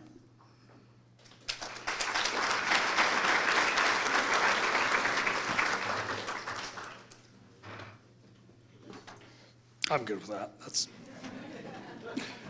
My answer is talk to the treasurer. All right, then Michelle, you're up next. All right. So what is the role of the undersheriff, and how do you determine the right person for the job to ensure they enhance a team dynamic across the force? So the role of the undersheriff has multiple things, and none of it is probably the fun stuff, right? My undersheriff, and I did it as the undersheriff as well, you're talking to lawyers when lawsuits come in, you're organizing those lawsuits to protect the county, you're, again, the second before me to approve evaluations for employee performance and make sure that the employee gets a fair and accurate evaluation that also highlights the good things that they do. The other role is helping with the budget. They take over when the sheriff is gone, which my undersheriff Micah Smith is in the room. He hasn't had a whole lot of chance to do that this year. And it's a very complicated and complex role. It's supplementing those things that I do. The reason I chose the undersheriff that I did in Micah Smith, and actually it was great feedback I got from one of our previous sheriffs on how you choose an undersheriff. And I didn't want somebody that was exactly like me. I didn't want somebody with all the same views and all the same perception of what they were looking at. I need somebody that's going to challenge me and look at things from a different direction so that I can, get a 360 view before making a decision. I depend on the undersheriff for that, but I also depend on our captains for that. Those are the things about a team, and that's my immediate team. Obviously, I have a much bigger team with all the other employees in the sheriff's office, and sometimes I get feedback from deputies. But the ultimate role of the undersheriff, and the reason I chose him, is because he's not exactly like me, and he'll make me think of things that maybe I'm not seeing.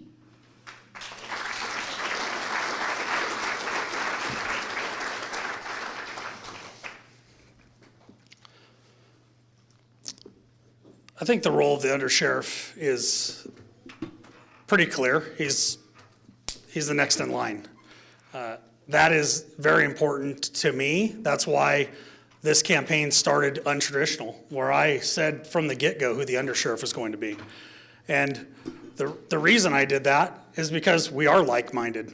And being like-minded is what we need. We don't need two people who are going to argue about your rights. We need two people who agree with what the rights of the citizens are. We need two people who are ready to build a sheriff's office. We're ready to put everything into place and be a united team. The undersheriff, though, has a little different role in that.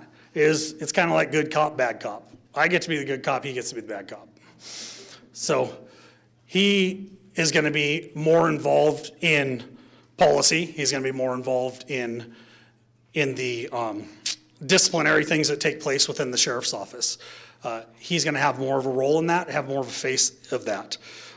But the bottom line is at the end of the day, when the sheriff isn't present, you need to expect the exact same service from the undersheriff that you would have got from the sheriff, and that's why we need like-minded people in there.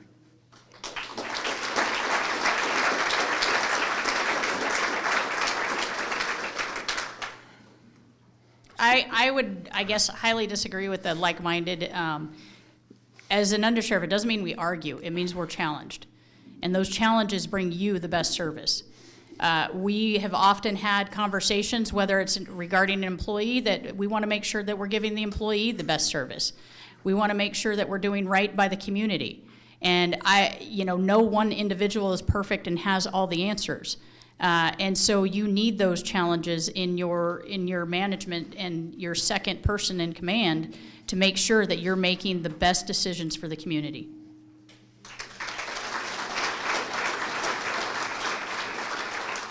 All right, John, question starts with you. What are your thoughts on the doctrine of constitutional carry and how it relates to concealed carry permits?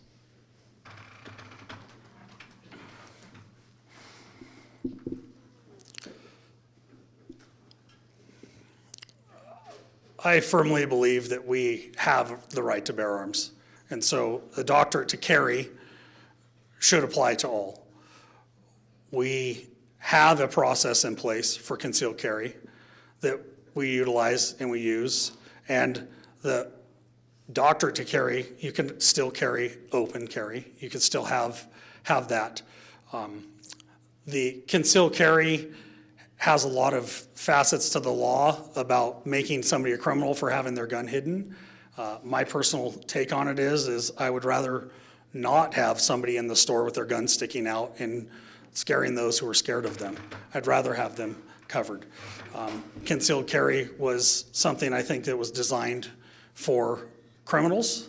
It was the idea that we need to protect ourselves from criminals hiding guns. But we've found, especially in Linn County, that we have way more good guys with guns than bad guys. So I feel that we all should be able to carry.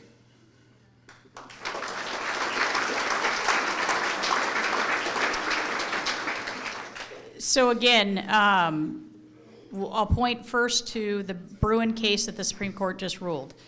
There are traditional laws that they have upheld as constitutional. They call them traditional. They have to be historic laws that were in place.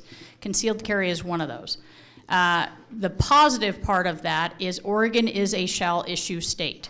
Unless you meet a certain criteria, felon, domestic violence convictions, those kinds of things, or a known mental health issue, you've been in a mental health hospital, something like that, to the point that where a doctor has somehow filled out the form that you're not allowed to carry because of severe mental health issues, which is extremely rare. In fact, I don't know if I've ever seen one. Those are the criteria. If you come in to get a concealed handgun license, you will get one. Unless you're a felon, unless you meet the criteria set by law. And that has, in the Bruin case, been upheld by the Constitution, or upheld by the Supreme Court as well. So you have the ability in Oregon, as much as it surprises me with the way Oregon is going with handguns, you still have the ability to open carry. You also have the ability to concealed carry as long as you don't fit into those parameters. And again, in Linn County, we have made getting your concealed handgun license as easy as we possibly could have to make sure that you have that right. You're not waiting months and months to get that license. We get it, I've heard some stories where people are getting it in a few days. And we will continue that.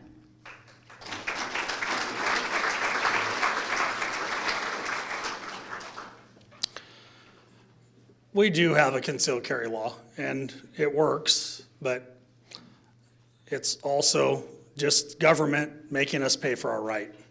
You're paying the fees, you're going and getting a background check, and all those things that you already have a right to do.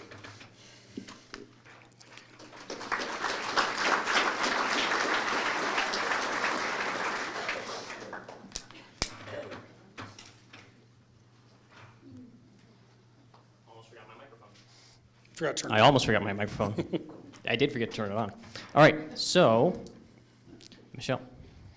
Relationships are vital in order to run and operate the sheriff's office. Tell me about your relationships with the contract cities, the commissioners, and voters, and what do you do to maintain that? Man, I only got 2 minutes. So first with the contract cities, when I took over in 2015 as the lieutenant, I worked with a team of sergeants and then also making sure that the communication of what different contract city needs are. I know there's actually a few city councilors in here that I've been working with for a very long time. When I first entered that, and I think it was really a lack of communication, that there were some contracts that were really on the cusp we were going to lose. We've built up that communication, and we make clear expectations of what each city is kind of different of what they want. In fact, I meet with them quarterly now as the sheriff to make sure that we're still in line. If there's any things that are concerns that they have, they can bring those up at that time. And that was, again, that was a part of that communication piece. They wanted to know that the sheriff cared, not just a lieutenant. So I've continued to do that. The commissioners don't tell me necessarily what to do. They do control the budget.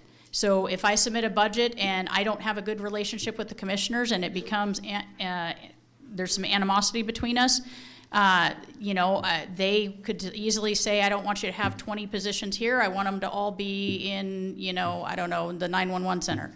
I don't want you to have this many road deputies. I want you to have this many corrections deputies. Because of that relationship with the commissioners, they fully trust me and the budget that I present to fill those positions the way that I see fit. That relationship is what builds that. Relationships with the voters, I'm out there all the time. Community involvement is something I've done since I was a sergeant, and I will continue to do that. It could be something simple as a festival, but it could be engaging in a topic with the community itself on gun rights or Measure 110. I guess I'm stopping.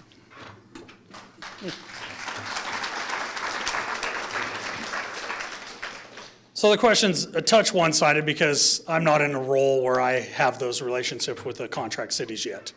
So I can tell you, working a contract, I work a timber contract, and I deal with the contract holders in that.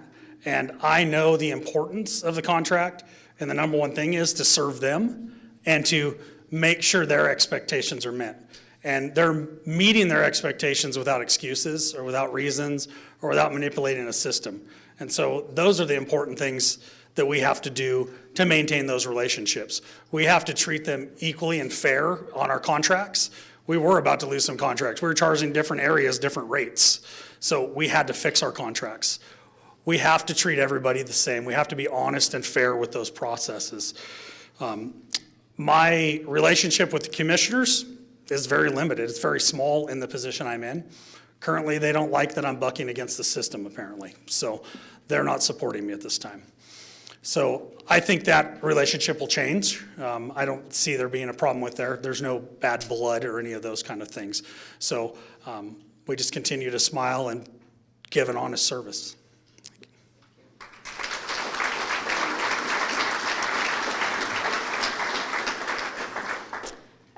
Again, I think, yes, all the commissioners are endorsing me. The the sheriffs are endorsing me as well.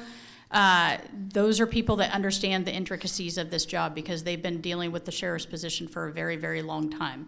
I also have relationships, positive relationships with our communities that are serving on budget committees, that are serving in different areas of volunteer work throughout the community, because it's those relationships that get done, as well as the relationships with all the different city police departments, so that when something happens, we're all there to handle it.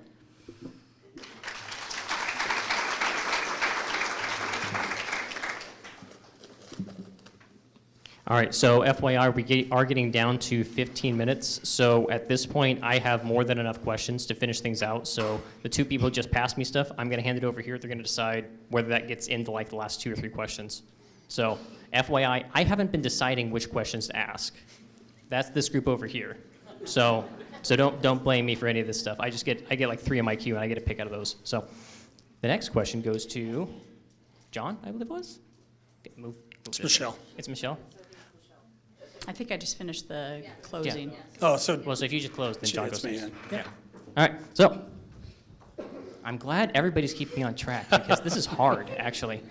So, I mean, I know all I have to do is like left, right, left, right. It gets confusing. Staffing and lots of hiring has been mentioned. With current staffing levels at the sheriff's office, specifically patrol and dispatch, how are you going to prevent burnout with the daily pages sent out for needing staffing?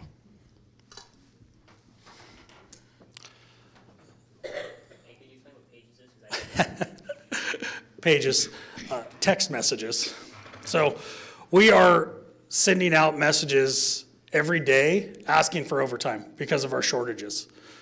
And we are getting people in burnout. We have teams that don't answer those calls anymore. We have dispatchers that won't answer those calls anymore because they're happening so frequently and they're so often. And dispatchers are not taking their vacation, so they're available because they feel they need to be there. The men and women that work at the sheriff's office are dedicated to you. They are dedicated to the citizens. They may not agree with things that take place within the office, but they all agree on one thing, that they're here to serve you. And they're here to work hard at that. So with our current levels, we are going to have to make big changes. We need to look outside of the box that we've been functioning in, and we need to start working on things like getting more people involved that can go take patrol calls, getting more people involved who can work in the dispatch center, and figure out what we can do to help when they are in the dispatch center to make their day a little better, to make them want to come back into work. So it's a tough battle. There's no doubt about it. It's going to be a tough battle, but listening to those people is the key to this. We need to listen to those patrol deputies and see what they need to make their job better, to make them want to be there, and we need to listen to the dispatch center and see what they need to be better. Dispatch is critical. We are at critical levels with staffing and dispatch, and we have to fix it. We have to listen to what's going on in there, and we have to take care of them.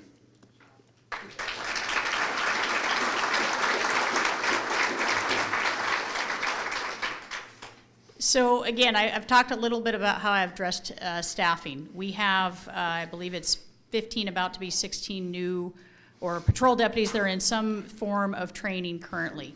My job is, one, to encourage our current staff the way the levels are. The other thing that I've done is as the sheriff, I've gone out from time to time and helped with calls. I've helped with 4th of July in Harrisburg because we didn't have people that were willing to sign up for that overtime. So I spent, I think, 14 hours in Harrisburg this summer.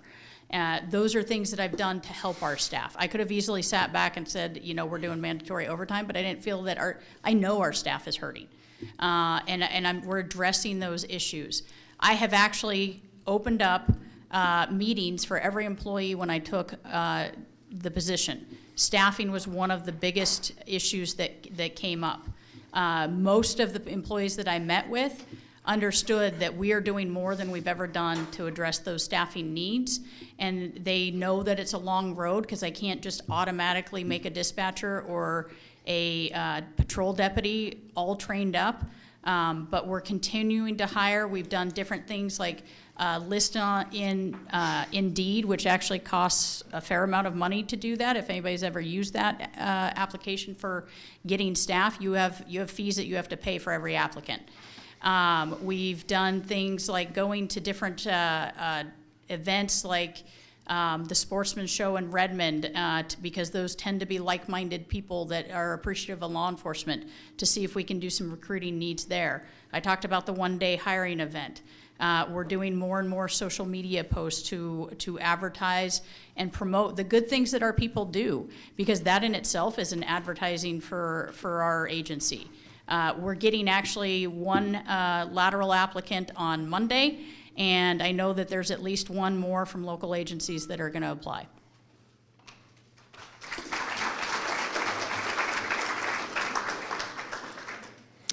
We're still banking on trainees instead of retention. We have to focus on retention. That's the key here.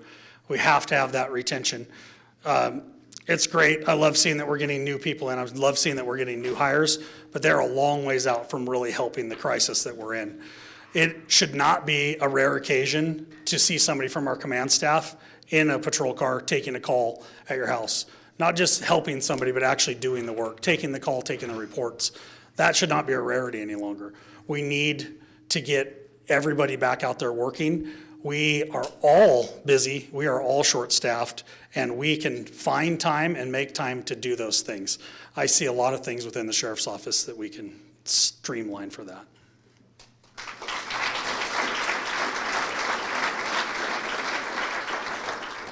All right, next question's for Michelle. So we are getting down to the last couple of questions. So these are kind of setup questions. So just be aware of that. Why should we vote for you?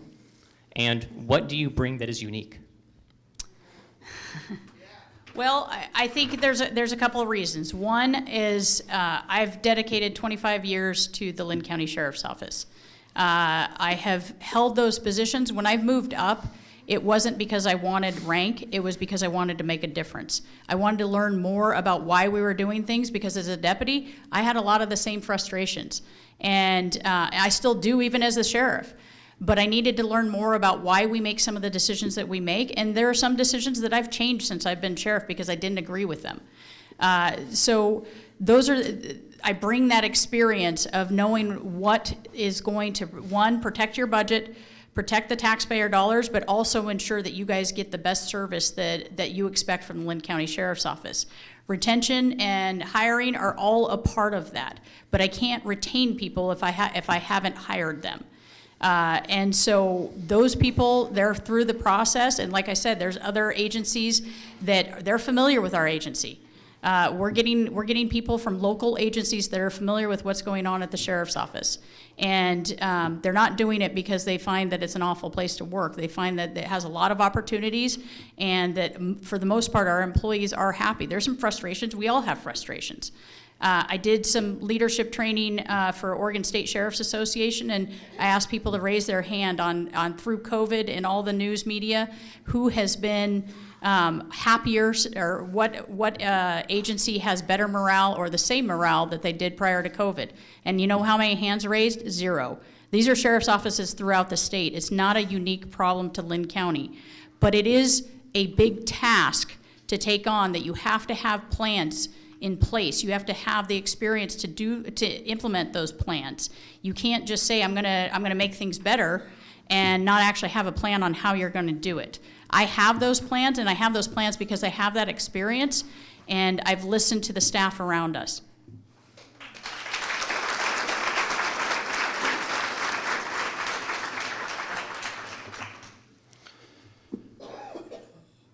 Why vote for me? Because I'm one of you. That's why. I'm one of you. I'm not a politician. I'm not looking to get the title. All I want to do is get the job done. That is what's important to me. We need to get the job done. We need to represent the citizens. We need to protect this community. We need to protect our county. And we need to just get the job done. We don't need to live behind excuses or reasons. We just need to find ways to get the job done. That's why me. I'm not a politician. I'm not that person. I have served the sheriff of Linn County for 23 years, and I have served them well. I have never had a letter of reprimand in my file. I've never been in any real office trouble.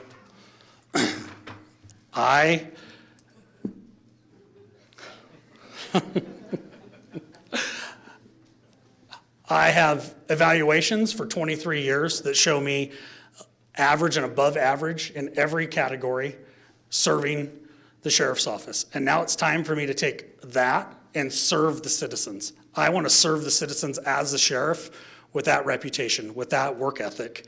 That's what I want to do.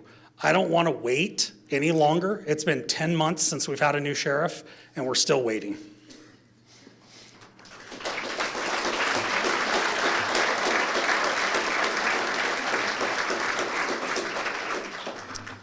Protecting this community is one of the most important things to me, and that's because I have a family here too. I can tell you that probably almost anybody who signed up to be a cop is not a politician. I get schooled on that I need to be a better politician all the time. I'm just not. I want to protect the community. I want to get it done right. I've worked my way to finding out new things about every position and the best way to do that. And each step, I guarantee you are not going to find somebody with a harder work ethic than what I have for you. Again, all those shifts that I help patrol out, 99% of the time, those were on my days off, and I was willing to do it. I'm not getting overtime to do it. But that's the work ethic you're going to get with me.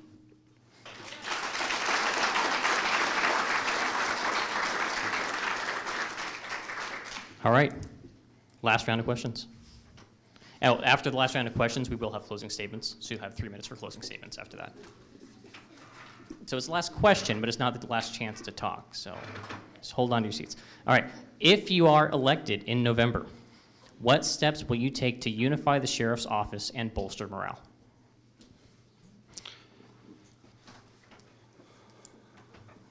I think if elected sheriff, I will unify the office by giving those union members who voted for me the sheriff they're asking for, the leader.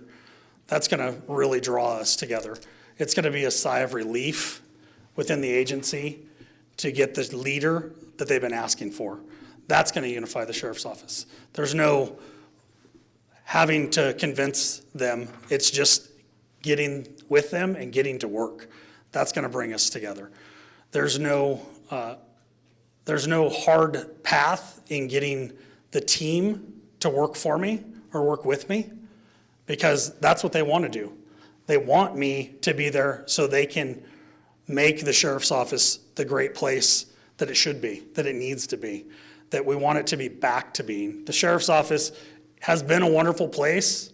It has fallen apart to a level, and we don't want it to go any further. So I will bring them the leadership that they're craving, the leadership that they desire, the leadership they've been asking all of you, the voters, to bring to them.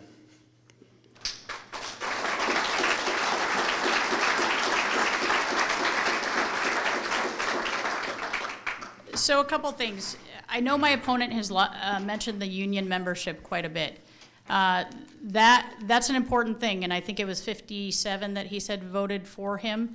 We have 192 positions. Currently, with some of our openings, we have about 175 to 180 employees. That's not 100% of our office. This campaign in itself has created division.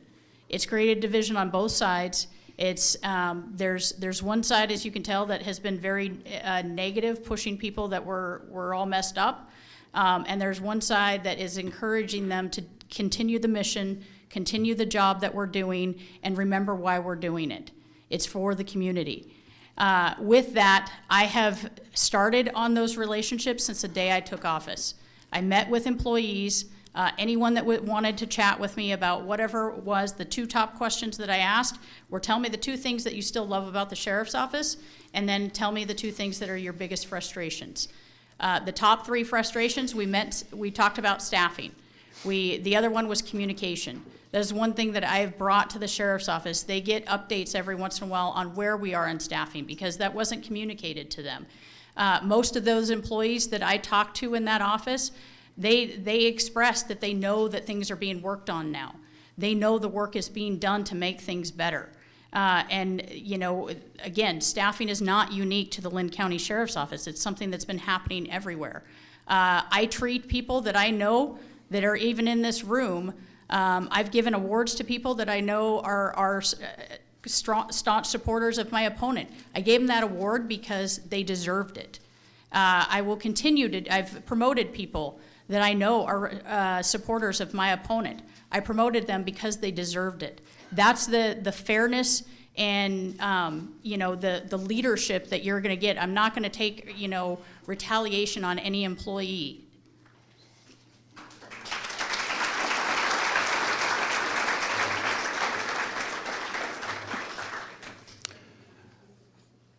What I hear the most from employees at the sheriff's office isn't spreading hate and discontent. What I hear is them say, help us, please help us. We're miserable, we don't want the sheriff's office to fail, we need help, and it's falling on deaf ears. So that's what I'm doing. I'm representing those voices, those people. There are many of them in this room tonight, and they're here to support because they want the change.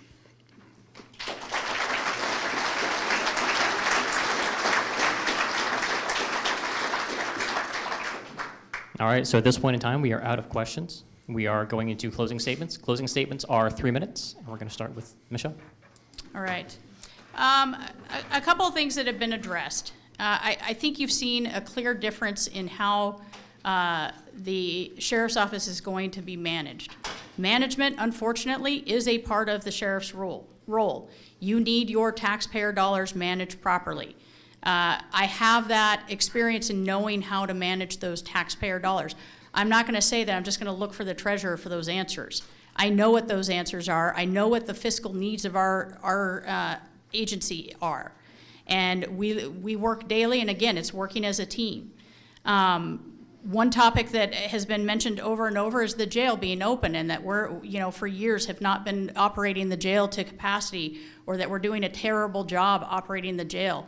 Right there is dismissing our corrections staff and our corrections leadership and what they've been doing for all these years. I don't think that's very inclusive in bringing our employees together. There's different roles, and sometimes I can tell you as a deputy, I would have had no idea to know what I'm doing now. I wouldn't have known to do a division captain's position without all those steps in between. There's employee management and employee laws that you need to know to properly manage a sheriff's office. The leadership is an extremely important piece of that. And again, it's making sure that the expectations of the citizens and the public are met so that we serve them in the way that they deserve to be served. Again, the citizens and the public, they gave an 80% approval rating just last year of what we were doing at the sheriff's office. We have an employee base. There are employees on both sides of this unfortunate, division in our office. Yeah, I did ask the DSA, our association, to not get involved because I knew the problems it was going to create. They have fought on social media over which side. I'm going to be that sheriff that brings all that together. My community involvement, again, it started as a deputy and has just grown in each role that I've had. Making sure that I'm out there helping not only engage with the community because they deserve to know who their sheriff is, but also making sure that they feel good about the sheriff's office and it's a person that they can trust and they know that it has their back and isn't willing to just, get into lawsuits for no reason. And knows the impact of those lawsuits on our staffing and our sheriff's office and the public safety service that we provide. It's building those relationships with the different community members, but also our different agencies. I've had those relationships for a very long time, not just as the sheriff. Basically, I'm asking you to vote for me and keep me as your sheriff because of all of those things.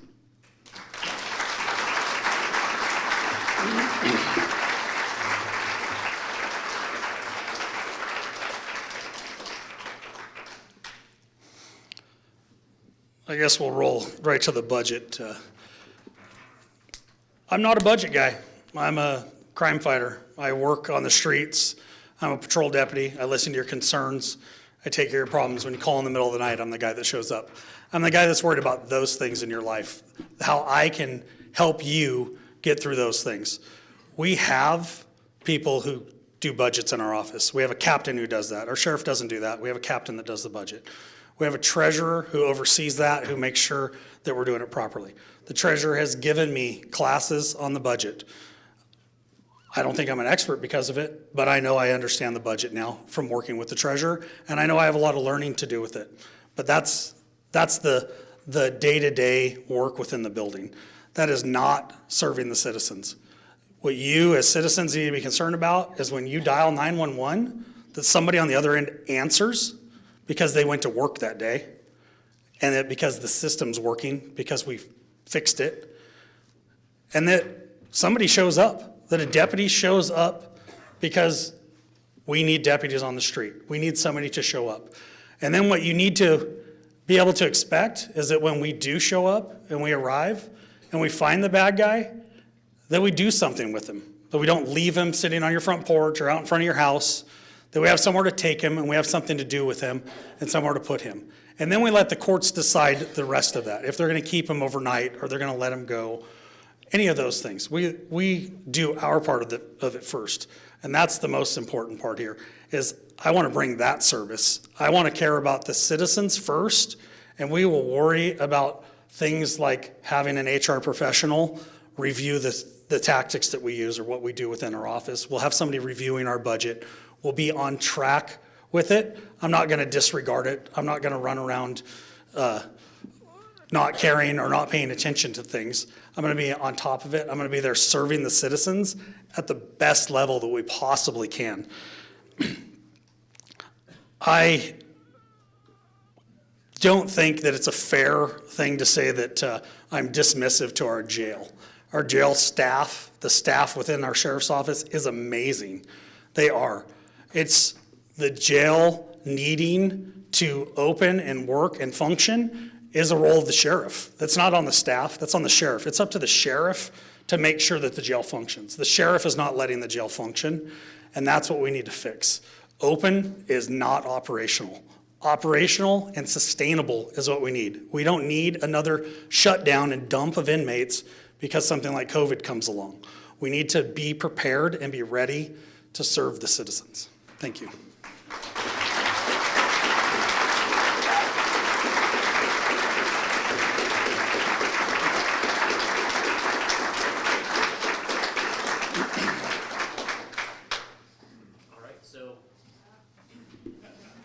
All right, so that's it for the questions, and at this point in time, I'd like to hand it off to Ben, our vice chair, to talk to you. He's also our communications guy, and he's going to close things out.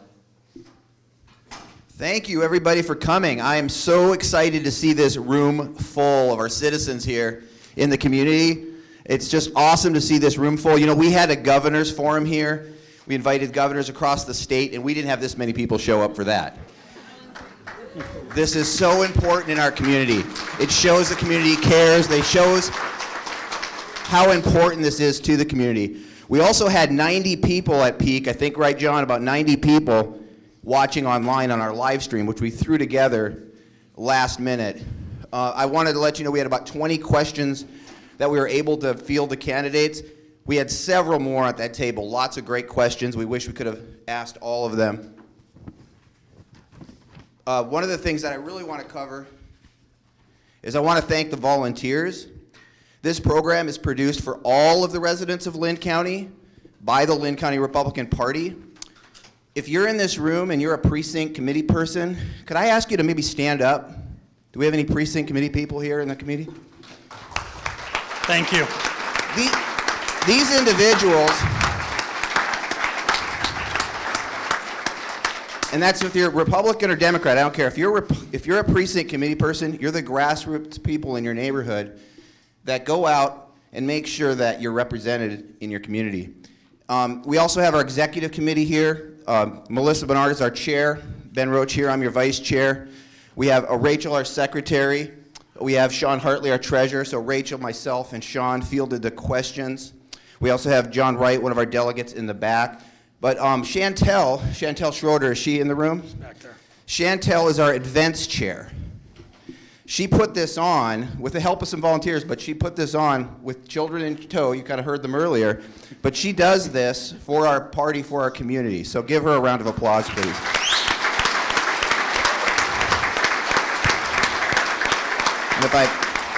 And if I forgot anybody, I apologize. I kind of threw this apart together last minute. But the last thing I want to say is this does cost some money. We have printing expenses. We paid for the venue. So we do ask if you have the means or the pleasure to donate. We did hand out on our programs an opportunity to donate.